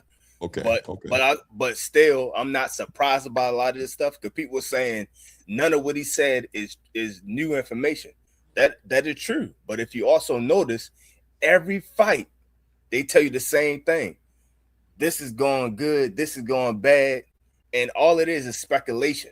Everybody has speculation on both sides of the aisle. He finally confirmed the same speculation that every single fight has. Now, this, I wrote that down too. Now, this right here, this was a good interview because it's going to sell. He has fans, diehard fans, and they was waiting for him to say this. I'm waiting for you to confirm what I already knew, and then he confirmed it. That's what I was saying this whole time. Blah blah blah. That's cool. You're gonna sell interviews that way. You're gonna sell your T-shirts that way. That's wonderful. But as a man, you have to stand on something, and what you have to stand on is no excuses. If you're the big fish in the strap season and all this other, you don't feel like he's still stood on it though? No, that's not it. No, not till you retire. If you do this when you retire, now I will say the only people who can do this is if you win, you can do this. But if you win, nobody trying to hear that crap anyway. Like you remember Bud was talking about he had an injury after he beat Canelo. Nobody really cared, so it flew over people's head. But he said that after he won. But Canelo talking about I got to get surgery and all of that. You're a coward because now you're making excuses for the loss. Right. So you have a small window to say your little 2 cents if you win. But even then, nobody cares, and that's the winner. So imagine how much people care about the loser. I can't be mad. Fair play to any fan that, because it takes. Shout out to 444. Shout out to Trees. Shout out to you. As far as I can't be mad at the take. You know what I'm saying? And definitely, especially what Trees put on as far as like not before you have another fight on your return. Don't do it. Bad timing for that. Let me go ahead and pull up Sam from Jersey. Sam. I had one more thing. Do it later, or can I do it now? No, do it later because I got to get to the bottom. Do it later. Okay. Sam, what's good with you, family? You're on mute. Sam, you're on mute if you don't know that you're on mute. He might not be ready to. He might be working. Yeah, we'll pass Sam up for a second and wait for him to come back. H-Town, what's good? Yo, what up, Clay? No, man, see, man, that really irks me when I hear a boxing fan call somebody a coward when you know that man will never step in the ring with Bud, Earl, Canelo, any of them to exchange blows. You know, that's crazy to me, man. None of these guys are cowards. All these guys are warriors. They all go out and fight and do what they got to do to feed their families. Now, saying that, I mean, reality is not an excuse. Roberto Duran on the no mas situation held that shit in for years. You know, nobody knew. Well, actually, the people knew were the people that represented Ray Leonard because that's why they asked for the fight. Because word on the street, he was 80 pounds overweight, drinking every day, partying, and he wasn't ready to fight. So they sent him a big bag. He accepted the bag because of his ego, thinking he could get down, you know, and go back and fight. No, he couldn't. He got the weight off and never got in camp and never had a proper camp, and he lost. Held it in for years. The man in his 60s, when he finally let it out, said it was killing him his whole life, keeping it inside, you know? Yes, he didn't want to take credit away from Leonard. Right. But hey, man, Earl, hey, man, you let it out, man. Everybody knew. I told people that he was going to make it past 2 rounds with Bud because we got to already know he's been drinking and partying, not living a fighter's life. The man was looking for his teeth in the Ugas fight, worried about his teeth falling out because he didn't know how his chin was going to hold up because he got those fake teeth put in, you know, afterwards. And we knew he was already due to get out the weight class, that he was weight training himself to wait for Bud. Everybody knew that. The guy walks around like 190, nothing but muscle. Looks like Conan. You know, there ain't an ounce of fat on that man. So what do you think he's losing? He's burning muscle and water and hurting himself. That's why he had to move up. My problem with Bud in this whole thing is you asked for a fight, Earl obliged, you got your glory. You told the man you'll see him at 154 for the rematch in front of his family, in front of his son. And then when he said, hey, man, well, let's set up that rematch, the people keep acting like Earl just decided to leave. No, Earl was ready to come back, too, at 154. He wanted to set up the rematch. And when Bud said, nah, if you want a rematch at 147 again, knowing that Earl couldn't cut the weight, you know, and then Earl went into this hiding place afterwards. See, people exclude that from the tale. They're just like, oh, Earl just ran away. No, he didn't. He wanted his get back on 154, and Bud refused to give it to him. You know, so that's crazy to me. You know, that's crazy. So, yeah, man, hey, if Bro wants to let out his chest, even though a lot of us in Texas, you know, pretty much knew, because you know who's in the nightlife in every damn city, basically. You know, like everybody knew James Harden went to the strip club every night. You know, word gets around. But if he feels better, it's going to allow him to move forward and get that off his conscience, knowing that it wasn't 100% him, even though he probably still would have lost. Because we all know Earl's never been a back foot fighter. And which is so funny to me, right? Because I started the whole Bud is a wrestler. His core strength is crazy. It's going to be very hard for Earl to push him back. and he's just got natural punching power from all that core strength from wrestling when he was a kid. You know, all wrestlers have heavy hands. You know, that's just the way it is from all that core strength. And everybody telling me I was stupid. What does wrestling got to do with boxing? I'm like, bro, in the clinch, all that counts. You're used to being there. You're used to being in the uncomfort zone with someone trying to forcefully move you against your will. You know, that's going to tire you out, and Bud's going to be all right. The man's in great shape, you know. And now what's everybody say? Oh, Bud's a wrestler, bro. That's why he's so strong, you know. But at the time, I was an idiot, you know. Yeah. And another thing that irks me about Bud right now is that he keeps saying he's retired, yet he keeps engaging, talking about UFC fighters, talking about boxers, talking about this, talking about that. And then when they tell him, well, let's fight, he says no. You know, like, bro, you're retired, bro. Go enjoy your life. Shut the fuck up about these fighters. I think that's kind of messed up, though, right? Because it's like Bud is a fan now, right? He's like, I'm a fan. I love the sport. And I'm gonna engage. I'm gonna talk my shit. People gonna be mad at me for talking my shit. But why? But you ain't gonna engage with the guys that wanted to fight you, Clay. Huh? You know, why are you engaging with Boots? Why are you engaging with McGregor, with the guys that wanted to fight you? What was you nanning? They talking. Were you nana booing like a little kid? I'm talking to them. They're talking to me. I'm talking to them, man. I don't see the issue. Like I'm talking to them. They talking to me, man. We having a good time. Why can't it be what it is for everybody else? Everybody else talking. But Clay, why are none of these boxing channels talking about the $200 million deal Bud turned down to box McGregor and then fight him in a UFC fight?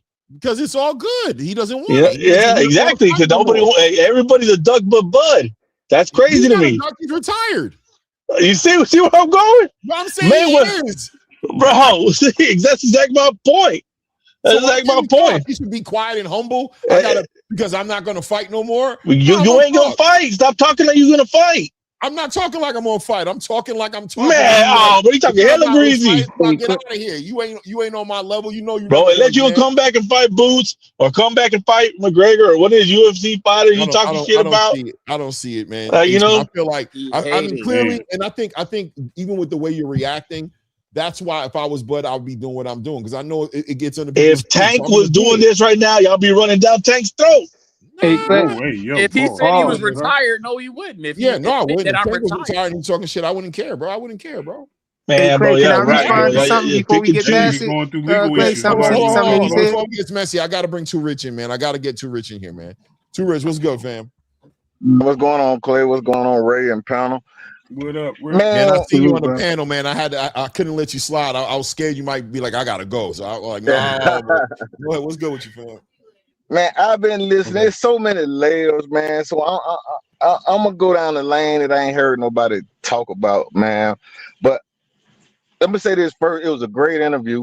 Now we got to keep in mind this was promotion for Spence fight. We got to keep that in mind. This was promotion. I think it might have backfired on Spence a little bit. Okay. You know what I mean? But I'm gonna go down the lane of saying this. I heard a lot of talk about money. I heard a lot of talk about vacations. And the smart thing to do, if you wasn't really ready for the fight, was postpone the fight. Right? But Spence talked about getting that max payday. You see what I mean? Right. So I think that's what it was about. He knew he probably wasn't quite at his best, but he wasn't finna let that money go. So that kind of brings me to, what about this next fight then? You really don't sound like you're really coming back to fight. He even talked about this next fight might be his last fight or whatever. You're coming back for a payday. So I think that's what giving people a lot of trepidation, a little bit of, was this genuine? I mean, I think it was genuine. Don't get me wrong. I think he was talking about what he was going through, but I think in the process, he kind of exposed some things. You know what I mean? I think it was all psychological. I think he was defeated before the fight. You know, we can go down. I don't want to take up too much time, but that whole lane. But that's probably the part that kind of disturbed me because, everybody, Errol Spence had this mystique. You know what I mean? Because whether he was a Terence Crawford fighter, not everybody like, Errol Spence. You know what I mean? But after this interview, it just came to seem that he understood this was about money, that he even talked about sacrificing himself at the altar. You know what I mean? That it basically was about the payday. You see what I mean? So you know, for a lot of people who betted on the fight, went to the fight, it's kind of a kick in the face. Like, maybe you should have just kept this to yourself. You know what I mean? Maybe you shouldn't have been so candid, even though it was a great interview. You see what I mean? But that's why I think he getting some pushback, because it just made it seem like it was about the money at the end of the day. And now when I look at this next fight, you didn't give me nothing to say, oh, Errol Spence is on the comeback trail. No, you're coming back for the money. You might fight again, you might not. You know what I mean? So, you know, that's the bad part about it. There was good parts about it, but, you know, I think that's why he's getting a lot of pushback about that. You know, as far as Bud getting credit, let me tell you something. If Errol Spence wasn't ready, then Bud should have beat the shit out of him. And that's what we saw. You know what I mean? So to say, let's reverse it. I'm pretty sure Bud ain't sparred in 6 weeks. Who you picking to come beat the shit out of Bud? Nobody. I ain't saying he will win every fight, but ain't nobody beating the shit out of Bud. You know what I mean? So Bud was just on another level. I picked Bud once I saw the Sean Porter fight. That was before Errol had a wreck. I said, if Sean Porter could do this. I made a video on there that said, Sean Porter could do this to Errol Spence. Bud is a much more accurate puncher. There's no way he got a chance against Bud. So I had already picked Bud in the fight long before the fight happened. But, you know, the thing about the money just kind of gave me a little, maybe you should have kept that to yourself type thing. No, I appreciate the take, man. Shout out to Sam from Jersey with the $5. Says, I feel like it's never an excuse because bouts are won in the training camp. So the best man with the best game plan in training camp and best in training camp will win. Yeah, man. Like I said, I appreciate everybody's take on this conversation because I think it's fair play, especially. That's why I love these panels. The insight was there. It's on the angle of A, not before another fight and you're on your return. Don't do that to us. B, like what my guy Turich said. Oh, so for the money. So are you back for the money again this time? Are you going to put maximum effort in? Are you campaigning? Are you back in the game at a real time, or is this just a payday? And I'll give you a perfect example. Jamal Charlo is somebody who I look at that way. Whenever I see him come back, he always, I don't like the matchup he has right now. I'm just like, and the reason I don't like it is because I think he's going to get paid and not come back. It's different if I think you're going to fight whoever that is and then you're going to come back. But I have a feeling you're going to collect that payday and leave. So it's just like, it's hard for me to get excited about your return. And I'm a big Jamal Charlo fan, but I don't know what to expect from him because the fights I really want to see, I feel like I'm not going to see. Let me bring it back full circle up here to 444, man. Hey Clay, before we move on, can I touch on something that we said? I mean, we just heard real quick. Go ahead. The person before Too Rich, he did what the guy was saying that Errol Spence should have did, omitted information, but he omitted an important piece of information when he was talking about the rematch between Errol Spence and Bud. Bud was trying. No, I'm talking about what he said. You know what I'm talking about, right? Go ahead. Bud wanted the fight to be at 147, as a tactic, I think. But then Errol Spence had a certain amount of time to put it in writing in order to say that he can't make the weight at 147. And he actually made that deadline and put it in writing. And so the fight was supposed to be at 154, bro. It was supposed to be at 154. 100%. And then Errol still walked away from the fight. So, that was an important piece of information. Bud told him he wasn't going to fight at 54, bro. What's the point of doing all that, bro? But we don't got to talk about it. It's all good. You could see, but I'm with Frequent. I remember very clearly. The fight was going to happen. It was a matter of fact, there was excuses going around that the PBC wasn't going to pay for it. That's why Errol didn't take it. But then we seen Errol on the wheelchair getting the surgery to his eye. They showed him with the patch on his eye. It was clear that Errol just wasn't ready to come back physically. He was dealing with a lot of physical issues, and this wasn't about Bud not wanting to fight him at 147. It wasn't. And one more thing I just wanted to add, and I remember Trice said this, I believe. Clay, to your point, Trice, Clay said the same thing. If he wasn't ready for the fight, he should have never gotten in. I mean, that was a big argument me and him had for the longest time, I promise you. But with him coming forward, see, I think you guys are taking the stab as, and it's not because I'm a fan of Spence, like, he should have did this before the fight, should have did that. I think the point of the matter is the question was asked, and he's the only one in the room, right? He's given the perspective of what people needed to hear, because it was a clueless situation, right? It was a space in boxing where what happened, and that question lingered for so long, 3 years, regardless of him coming back for a fight, whatever. Earl wanted to get it off his chest, regardless of what it was. He wanted it, and he needed to get it off his chest. So for us to really say that, oh, it wasn't the right time or this and that, listen, man, he's the person that's confessing. So if he feels that it was the right time, he did what he had to do. If he didn't want to answer that question, like, man, listen, I already told you no excuses. You know what I mean? Maybe I'll talk about this later. But he felt that it was time to get it off his chest, and I think we should respect that. No doubt. I want to come back. Now we're gonna get into the juice, right? I need my guy 444 on this one, man, because I know 444, certain people I know are gonna cook. They're gonna cook. I know they're gonna do it every time. So I'm excited to hear my guy 444 speak on this one. We gotta talk about this Devin Haney, Keyshawn Davis conversation. Now you see me and Ray Davis go at it for about an hour over this shit, right? We went at it, and this ain't nothing. This is what we gonna do it. And when the show's over, I'm probably gonna call him up and finish him off. I'm gonna finish Ray off. You know what I'm saying? I'm gonna finish him off. But 444, man, you saw the interview yesterday, yes or no? And where we at with this? I mean, just give it to me raw. You know what I'm saying? Pause. You know what I'm saying? But just give it to me. Well, I'll make it quick. I'll make it quick. I still have something about the other thing. Go ahead. Oh, I'll make it quick. I saw the interview. I thought it was a good interview. What I will say is I'm still trying. I'm a little baffled, to be honest, because like I think Frequency mentioned something along the lines of Bill not really ensuring or committing to the Keyshawn Davis fight, you know, and correct me if I'm wrong, Frequency. But I have to agree with what you were saying, Clay, to be very honest. A lot of what you were saying, I pretty much agree with what you were saying. It kind of mirrors how I kind of look at the old perspective as well. I don't think Keyshawn is afraid. I think Keyshawn is being very respectful of Bill. And also, let's be honest, I think Keyshawn doesn't want to get so far out of line that he actually destroys his opportunity to actually fight Devin Haney. So I think that that's where the reservation came from, with Keyshawn kind of dialing it back and being a little respectful. Right. But I think it's like, look, I know that I am the underdog here. I know that I don't have the quote unquote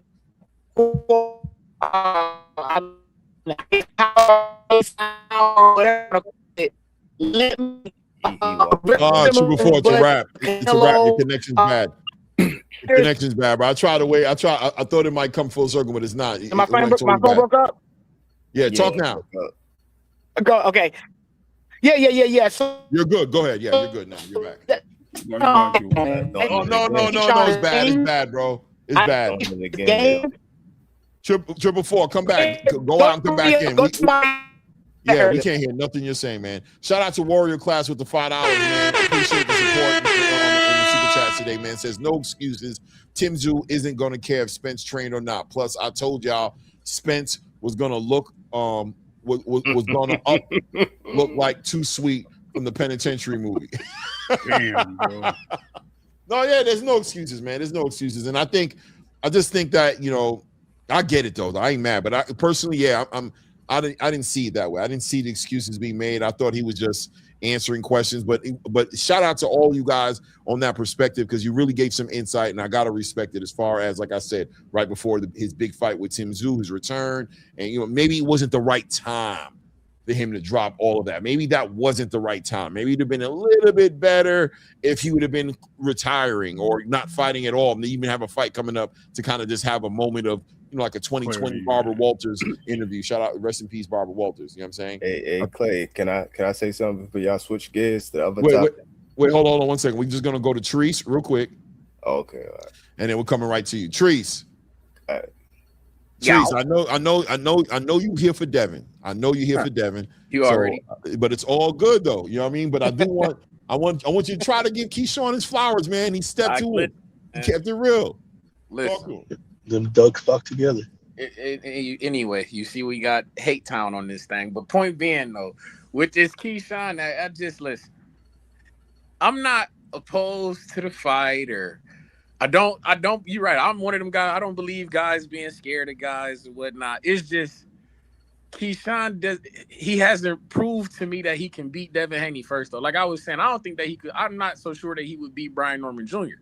For real. Mm-hmm. Second off, I'm hearing guys like, oh, well, you know, when you're a champion, you get the right to move up to 140 and challenge it. And then I'm like, ho. Keyshawn don't got no belt at 140, my guy. He has no leverage. He has only thing that he has is well, apparently Jay Prince, and that's all you need, and Bob Arum, because you know WBO, whatever Bob. You know how it goes, Trees. It's not what you know, it's who you know. Come on. Apparently, mob ties. Apparently, but it's like, bruh, you coming out of nowhere. You got no belt at the division below. You fought shout out to Jermaine Ortiz, and then you fought a nurse, my guy. I'm not. Then and then I got Devin Haney telling like literally saying, man, listen, vacate, because if he fights Shakur at 144, you do realize that is technically still welterweight. That's above 140. That's within the frame of welterweight. So it would be for the belt. I don't understand why the Shakur fight can't happen. I don't understand why, because it's a mandatory. But see, here's what it is, Trees, right? I hear you, because I've heard this argument before. But what Keyshawn said is still trumps everything, right? Which is, I don't care how I got here. I'm your mandatory, bro. I done did the moves. I got Jay Prince, however you want to talk about it. This is who I am. There ain't no getting past this. The only way to get past this is if I take payoff, if I take side money, which I'm telling you right now, I'm not doing it. You gotta fight me, bro. And I think that's what it just, I think Keyshawn was just so final about it that it was just like, yeah, I hear what you're saying. He didn't have a belt. He didn't carry the belt. He got stripped of his belt for not making weight at 135. He had no belt at 140. Yes, he came off of a fight with Nahir Albright. You know what I'm saying? All those things are good and dandy, but he made the move. So at the end of the day, we go in the purse bid, bro. And if you don't take this fight, the cost is going to be your belt. And if you don't, and if you lose your belt off of whatever technicality you feel like it is, it's going to be because you didn't want to fight me, and I'm calling you a whole ass Negro if you do that. So keep that in mind. And I'm not gonna, because I'm gonna like. So let me ask you, real quick, if Devin Haney don't fight Keyshawn Davis, say fuck it, all right, fuck it, I give up the belt, but I got to fight with Shakur coming up. Do we think any less of Devin for not fighting Keyshawn to fight Shakur? Well, please go. Anyway. Okay. I mean, I hear you. Well, we got to keep it moving. I want to bring in Dr. Eugene. I know you're going to bring him up real quick. I'm sorry, just real quick. So I should have asked you this earlier, and maybe they can touch on this too as they go along. Do you think, like, who sends the offer? Is it Top Rank who has a network? They got a bid on it. They got a bid on it. No. This is not in that part of the conversations yet. This is conversations of negotiations, right? This is the negotiation part. No. That's not what this is. This is going to be once the mandatory comes up, it's either somebody grabs it or they're going to be forced to bid on the fight. Get 30 days. When the mandate comes up, they get 30 days to negotiate. And then after negotiations, if it don't go through, then they get the bid. It goes to exactly what I'm trying to say. Yeah. So what I'm saying is, right now, are they sending an offer from Top Rank to make this fight happen? Because they are the platform, or does Bill have to? I mean, we gotta wait for it to play out and see. But I see what you're saying, though. But yeah, and nobody's turned down the fight. Yeah, nobody's turned down the fight. That's what you're saying, and you're right. Nobody's turned down the fight. Devin isn't ducking Keyshawn, but Keyshawn is making an argument, a legitimate argument, to say that we're coming to the moment of truth to where you're either going to duck me or you're going to fight me. It ain't right now. You got it. You right. Gustavo will make the announcement, but I'm letting you know what's coming. And we all look in, and I'm telling you, if you don't fight me, here's where I'm going with it. You got people gathering in the back, bro. I don't know what happened to Blaze, but damn. I see him, man, but there's a lot of people. Guys, we about to wrap it up very soon. I ain't gonna lie. I'm gonna pull Blaze up and fly, but I mean, Dr. Eugene, man, talk to me, man. Did you watch the interaction last night with Devin Haney, with Bill Haney and Keyshawn Davis, and what did you walk away feeling like? I actually wanted to cook on an old topic. Oh, good. He was like, I'm gonna circle back. So let me just say that real fast. I ain't gonna take too long. A lot of people ain't gonna like this. I never thought Errol Spence was that good. I thought he plateaued the way he was at. He won those 3 belts. That's his plateau. I never thought he was good enough to beat Bud or Boots. That's another level. And I was using his resume as a prime example. Because the Shaw Porter, okay, that's a good one. Kell Brook, that's a good one. But if you look at the Kell Brook, that's Kell Brook after going up 2 weight classes, coming down 2 weight classes, and he got KO'd when he went up there. So like that's like that. Those are real factors. You feel it? Like he was telling his truth. Cool. This is the truth about some of his resume. He got the belt off of Ugas, but Ugas got that belt off of Manny Pacquiao, who went on a 2-year hiatus. He won the belt, went on a 2-year hiatus, came back and lost to Ugas, and that's who he beat. So I was like, yo, he didn't have enough power to really hurt these guys or step to these guys. Like his skill set was kind of bland.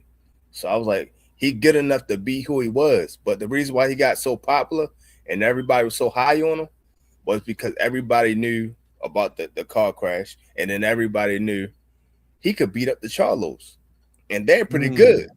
So because he could beat them up and they're pretty good, and he better than them. He the top dog of the three.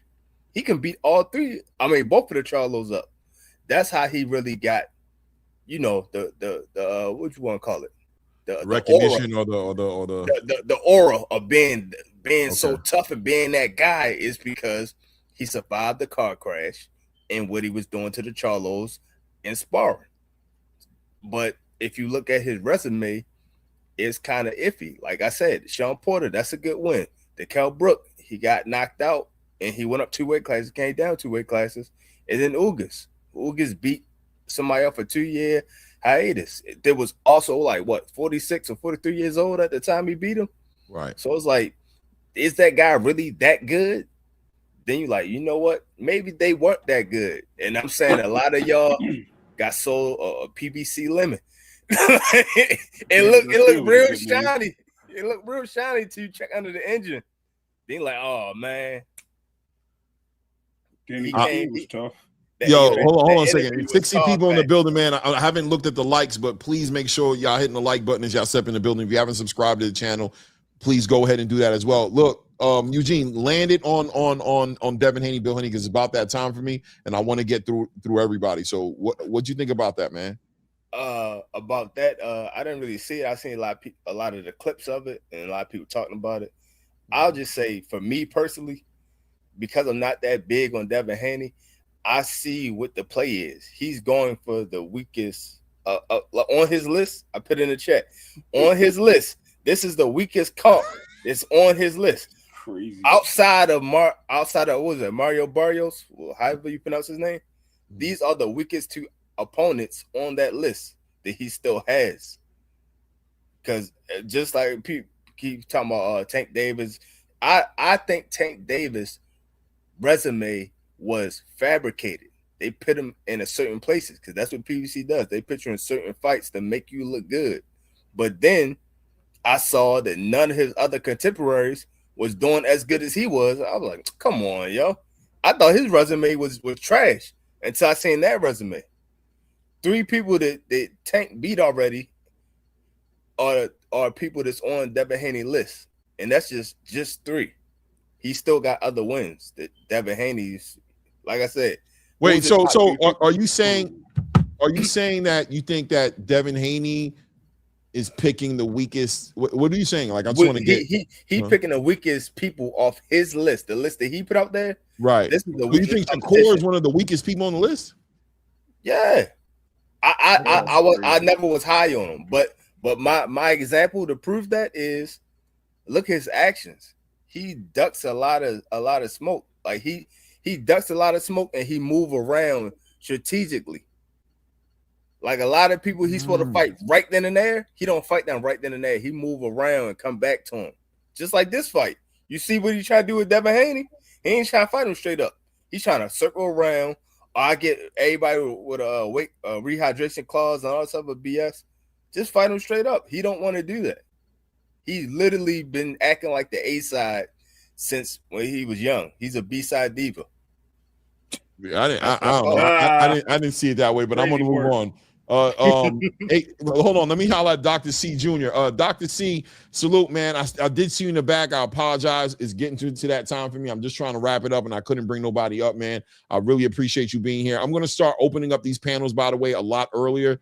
I think I'm creating one of the best panels in the space. I love the respect, how everybody respects each other. I think the takes are great. I don't agree with everybody's takes, but I appreciate the insight, man. It's a lot of insight, man. Not a lot of not a bunch of fanboying going on, man. So I'm gonna start opening up the panels a lot earlier so I can get you guys in better. So I apologize for being so long-winded with my brother Ray, and at times with my brother Angelo. At times, you know, we're gonna start involving you guys in the conversation a little bit earlier. Dr. C Jr. with the $10 says I dropped off, but I will catch you all next time for sure. Make sure you pop up next time. You definitely gonna get pulled up. H-Town, Hands of Stones had no play in the negotiations. He said his manager called him in September 1980 while Duran was in New York partying. He started camp at once. He started camp at 173. So we already know that Dr. C is a little bit, you know what I mean, long in the tooth. He has a little experience. He was probably there. You know what I'm saying, at that time, and that makes me even more excited to get him on the panel to really get that scholarship on the panel, man. H-Town, man. Bill, Keyshawn, talk to me, man. Well, let me just address that real quick. I didn't say that Durant had any pain in negotiations. I said he was out of shape and took the fight for the money. You know. Okay. But anyways, nah, man. See, this whole thing to me is a play because, of course, these are the two smallest guys on the list. I'm not going to say they're the two easiest, but they're the two smallest guys. You know, you got a 135-pounder and a 130-pounder moving up to 144 and 147 to meet Devin. Now, the reason they rather have Shakur is because Devin could lose 12-0 to Shakur at 144 and bounce back and be like, I was weight drained. It is what it is. You know, he's supposedly the best fighter in the world, you know, but he can't get knocked out by a 135-pounder and Keyshawn Davis. That cannot happen. That would just tarnish the brand for good. He'd be gone. You know, so that's why they're pushing for the Shakur fight first. They know they could lose to Shakur and they'll be all right because Shakur's already he's got everybody behind him. He's got Floyd Mayweather, Andre Ward, Bud. All the greats are dubbing him that he's the next great. So if he loses to him, Bill's just gonna spin it. You know, oh, we lost to the great. You know, he's been anointed. You know, this and that. It was a competitive fight. You know, we weren't at our best. Now he needs to meet us at our best at 147, and we'll see if it goes any different. And he gets 2 paydays out of Shakur. You know that's what he's gonna do, Clay. He's a master of spinning crap. They just can't lose to Keyshawn because what are they gonna do? Lose to the guy that's a wild card that you don't even know if he's training or not, if he's partying. Wait. So A-Sound, I want to ask you a question, right? This is the interview. Everybody loves when I interview H-Town, man, because he's gonna get some crazy. He's gonna say some crazy shit. Here we go. Right. So, I just want to be clear about your standpoint. Your standpoint is the Haneys are strategically, I don't want to say picking on, right, but they see flaws or opportunities in fighting a smaller Shakur Stevenson versus allowing him to acclimate and fight at 147 when he gets there, or even fighting a Keyshawn Davis who's moving up in weight, who doesn't have the experience. You think that they're focused on these fights with that in mind? Is that fair to say? Can you? Man, it's 100%. I mean, what do they always say? Hey, you got to get them before they get there. You know, and the same thing with Shakur. You know, the guy is naturally like, you know, he's tall, but he's a slender guy. You know, he doesn't have that broad back or the waist, you know, right there and the wings and all that, you know, like Devin has. Devin's a fuller, muscular built. You know what I mean? He's definitely in his bag, and he's definitely in his bag, man. I'm going to get past you because I got to wrap it up soon, and I want to get these guys in, man. But I appreciate the take, man. I think the take is fair. I think, by the way, I agree with you. That's what I've been saying. But I'm not saying it from a malice place. I don't think that they're scared, but I think that, you know, even with the movement with the Regis Prograis situation, you know what I mean? We saw Bill already in the building when Regis was fighting. That was a safe place. That was a safe fight for them. It was like, oh, I see. You know, they look like they move that way, where they scout their opponents and they make their choices and who they're going to fight based on what. And I don't think that, once again, I think fans need to get used to that and not take that as anything but strategy, bro. And, you know, being the Haneys, listen, Bill's had to be strategic because he doesn't get a lot of support. He's trying to be independent. He's trying to stay that way. He doesn't want to sign 3-fight deals. So he has to do his best to make sure that Devin is a champion, that Devin brings something to the table at all times. So he's going to move him accordingly. If he sees an opportunity to make him another champion in another division, or add to his resume in any kind of positive way to where it adds to the intensity of the bigger fights, he's going to do that. And that's what makes him such a great manager. And once again, Bill Haney himself, outside of Devin, is a story within himself. He is a mogul within himself, somebody who I would love to have a conversation with and just poke at his brain, pause, you know what I'm saying? Pick at his brain, I'll say, you know what I'm saying, just to get those jewels, because he's been so successful in moving a fighter like Devin Haney, who's caught so much backlash for being boring, for not being all the things that it goes down the list. Bill has still made this, his son, one of the biggest paid guys of this era of boxing, and just keeps him in the conversations. He finds a way to put Devin in position. You got to give Bill his flowers. Too Rich. Let me get this one thing off before I get off.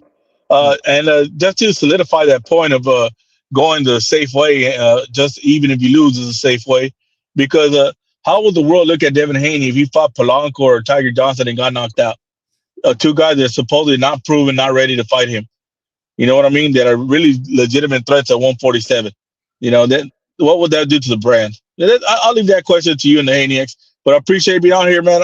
I'm out there, man. No doubt, H-Town. I appreciate you, man. Yo, Sam from Jersey says the Errol disrespect is diabolical. He says he put on for boxing when he was struggling for years, for a few years with star power. Yeah, no doubt, man. I don't think it's, but I do feel you, man. Errol deserves all the respect, man, without a doubt. Dr. C Jr. in the building with another $10 says, Clay, you funny. I'm 46. I don't know, but I'm older than you, man. I'm over here trying to make you sound old. You know what I mean?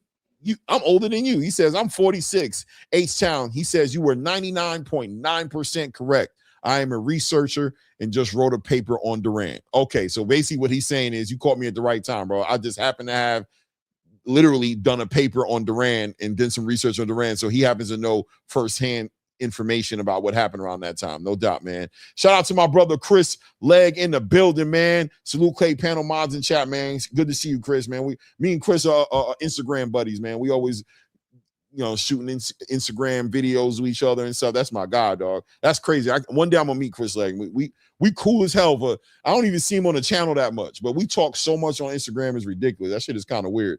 Chris, we got a weird thing going on, huh? Pause. Damn, that's kind of crazy. You know what I mean? Too rich, man. Talk to me, man.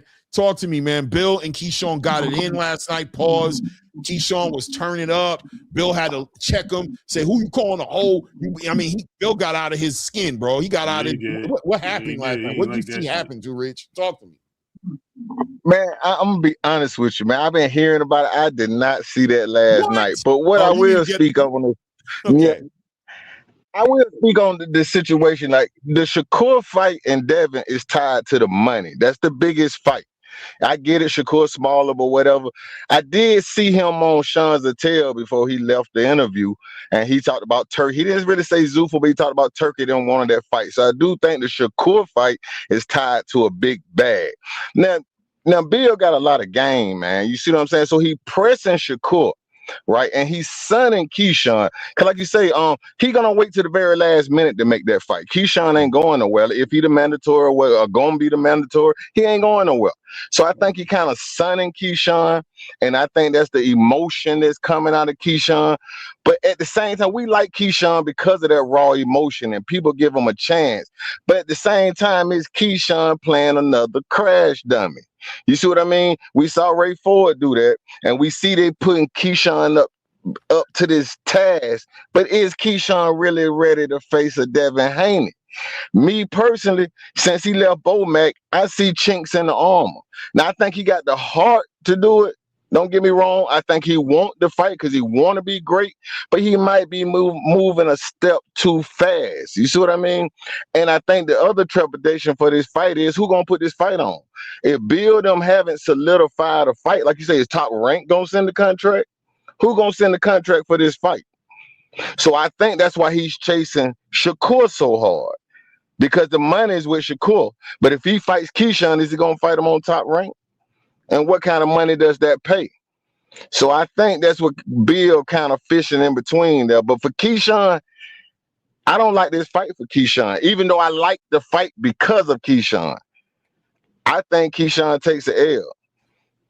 Very possible, man. I think it's fair. I think it's fair. Shout out to Ray Davis too, as well. And I'm saying, I mean, real people who are respecting the space, their minds in boxing, man. So I don't listen. I'm probably picking Devin to win too. But one thing I know for sure, in the back of my mind, is I'm expecting a hell of a fight.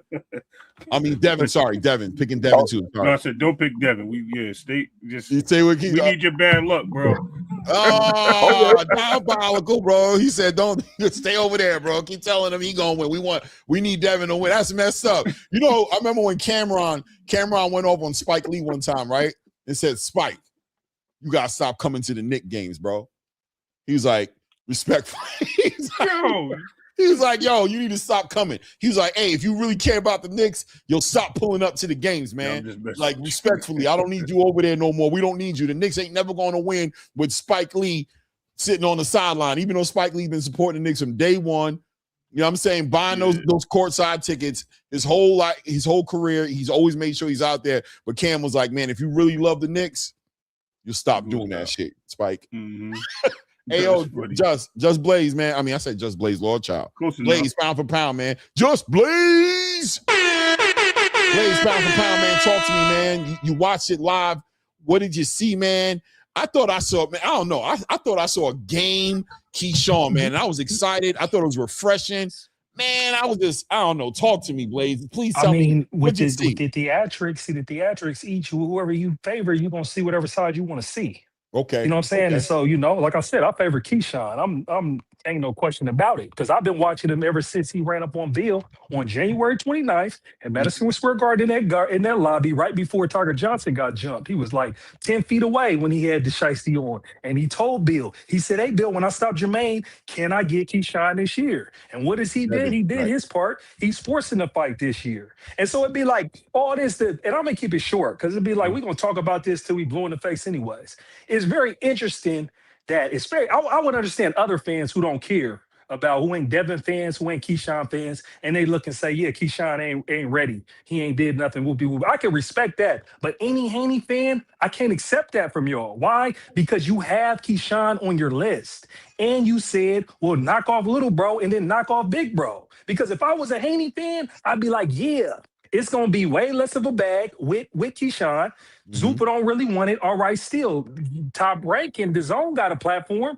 We run it for what market value is. Get this slight work out the way. Then you got leverage on the storyline with Shakur. Like, hey, I done beat up little bro, and I'll meet you wherever you want to meet at whatever, 144. Why? Because I got both of y'all on my list. That's why it'd be like, hey, how come cats don't want to see this fight? And it's like, they put them on the list. And that same day, January 29th, Bill had an interview with Andre Ward, and he said, hey, this list is disrespectful. He said it's disrespectful to put fighters on lists. He asked Andre Ward, he said, Andre Ward, you ever been on a list? And so when you see Keyshawn check himself because they're trying to stall out Keyshawn and they frustrated him because ain't nothing signed yet. So he got to be civil. You feel me? And so, yeah, he called him some whole ass niggas. He clarified because he mean what he say because he's spinning that shit in his head over and over and over again. He's saying this shit to himself in the mirror because he really thinks Devin's fool. And he's like, look, if y'all drop this belt and don't fight me, it's some bullshit. Because why he really wants to smoke. And so I don't understand what boxing fans, we got everybody playing musical chairs with their opponents and who can make the most money and Shakur versus Shaq and Shakur versus Devin and Tank versus everybody. At the end of the day, it's Keyshawn wants to fight. They said they'll fight him. They said they'll beat little bro up first. He's pressing the issue. They're running Shakur as a smoke screen when he had already told Shakur, I'll light you up live at Jay Prince's boxing gym on Kick, spar for free. I'll fight you for free about you stepping on my toes for my biggest bag. Keyshawn is doing what he's supposed to do on his side, be businessman. He wants his bag, and he wants it on Devin. And then the thing is let the fight happen, and if you think Devin can win, I can't really disagree with you. I just stand on where I stand on. I got Keyshawn by stoppage because he's a dog. And I'll let my play right here. I'm glad you said that. With this little bro shit, with the little bro shit, when is that logic working for Oshaki? Is Shakur about to fight Oshaki next? And see, that's the thing. What's the I'm not bag? here to wait. because I gotta go, man. I gotta go. We're not gonna turn this into that. We're gonna continue this. Ask Shakur about Shakur. Wait. We're gonna continue this. I'm probably gonna do a live tomorrow because I'm trying to do lives on Fridays as well before the fights, the pre. So we'll probably kick off tomorrow and literally jump right into this conversation where it left off at. I'm probably gonna play clips of the video of the interview of the interaction, man. Bill got hot, you know what I mean? Bill did what he's supposed. Bill never always stand on business. That's not the first time I've seen Bill hot. We all know Bill got that element in him, man. He liked that. You test him, he gonna go there, and he went there with him. He was like, whole ass nigga. I mean, I loved it though. I loved every minute of it. But man, I appreciate you, Blaze, man. I thought the perspective was good. I appreciate Too Rich. Your perspective was good. Treese, I already knew how you was coming, but I still feel like you came. I thought what you came with was good, man. I really did. Even though I know it's kind of biased, but it was fair bias because I couldn't really. I'm not gonna be mad at what you said, right? But I did respond and let you know it don't matter, does it? Because he's the man though. He the man though. So Bill gonna have to barbecue a mildew, baby. But what does matter though is that we a month out from that guy, that one guy, Albert Bell, July 18th, Los Angeles. No doubt, Campagna, Albert Campagna. You know what I'm saying? Y'all be cool, man. Y'all be cool. No doubt. Ray, man, it was a good one. You already know how we carry the show, Clay. All right, y'all take it easy. Yeah, Too Rich, thank you, man. Yo, everybody in the building, man. Thank you for the super chats today, man. Thank you for supporting the grind, supporting the dream is to get to be doing this full time. I'd love to be doing this show every single day, man. So the color helps this movement. It helps it grow. It just builds it up. If you haven't subscribed to the channel, make sure you do that as well, man. Let's go up with the subscribers. Let's go up with the likes. I appreciate it. We're growing, man. We're doing our thing. We're on our way to 4K, man. If you guys were here from the beginning, you already know, bro. If you was here from the beginning, you know what the journey's been, man. And we about to hit 4K any day now, to be honest with you. You know what I'm saying? We're moving that type of energy. I appreciate all the takes, man. I appreciate all the love, man. Until the next one, man. It's your boy Clay. It's your boy Ray Davis. It's that ATP Combat Media. It's the Ring Report, man. Oh, by the way, the name of the show is Read the Ring, man. What do you think? I decided to make the name of the show, man. I think Read the Ring talks to the people, man. Right? It does, Clay. I've been watching it. I like the little gold star. You like it? Blue and red corners. I'm feeling it. I ain't gonna lie to you, man. We this close to some merch. I've been waiting on the name that's gonna stick to where it makes sense. I think this one right here is gonna stick. I think Read the Ring is gonna stick. I came up with the name to do like a little off. You know the story. I was gonna do something with Angelo, and Angelo obviously, but I like the name, man. It just resonated with me. It makes sense. So the merch is coming soon. You guys make sure you support when the merch comes. I think this is it, man. I think it's gonna happen. I didn't want to make merch and keep changing the name and have it this and have it that. So the ATP Combat Media is legit. The Read the Ring looks like it's legit. I think we're very close. I think the Ring Report is legit. Yeah. You know what I mean? Yeah. Stay tuned and hit that hype button on them reports, bro. Oh, yeah, man. Hit the hype button, man. Support the grind, man. Until the next one, guys, it's that Read the Ring. Until the next one, at this point, we out. Gotta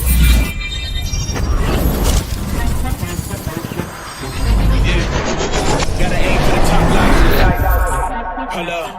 Yeah, I can never doubt myself, I know better. All of you critics be acting like you know better. Blowing the smoke, but I know when the dust settles that I'm in my element. It's evident that there's levels to the game. All of those dark nights I got then, breaking my back to make it out, got me feeling like pain. I ain't never need your help, I know you wishing me well. A penny for your dust, but seeing no change. I snap for the sun like Diddy. The riches got a mad ass son, I'm like Billy. I ain't never switch up, whole team with me. But known for my city like OAGZ. Set the pace as long as you finish. Consumers find a way inside your business. Babble if they try to dabble in it, and they hate the fact that they may have to witness. You tryna aim for the top like this, and you're in your element with a fire like this, and they hoping you fall and they praying you miss.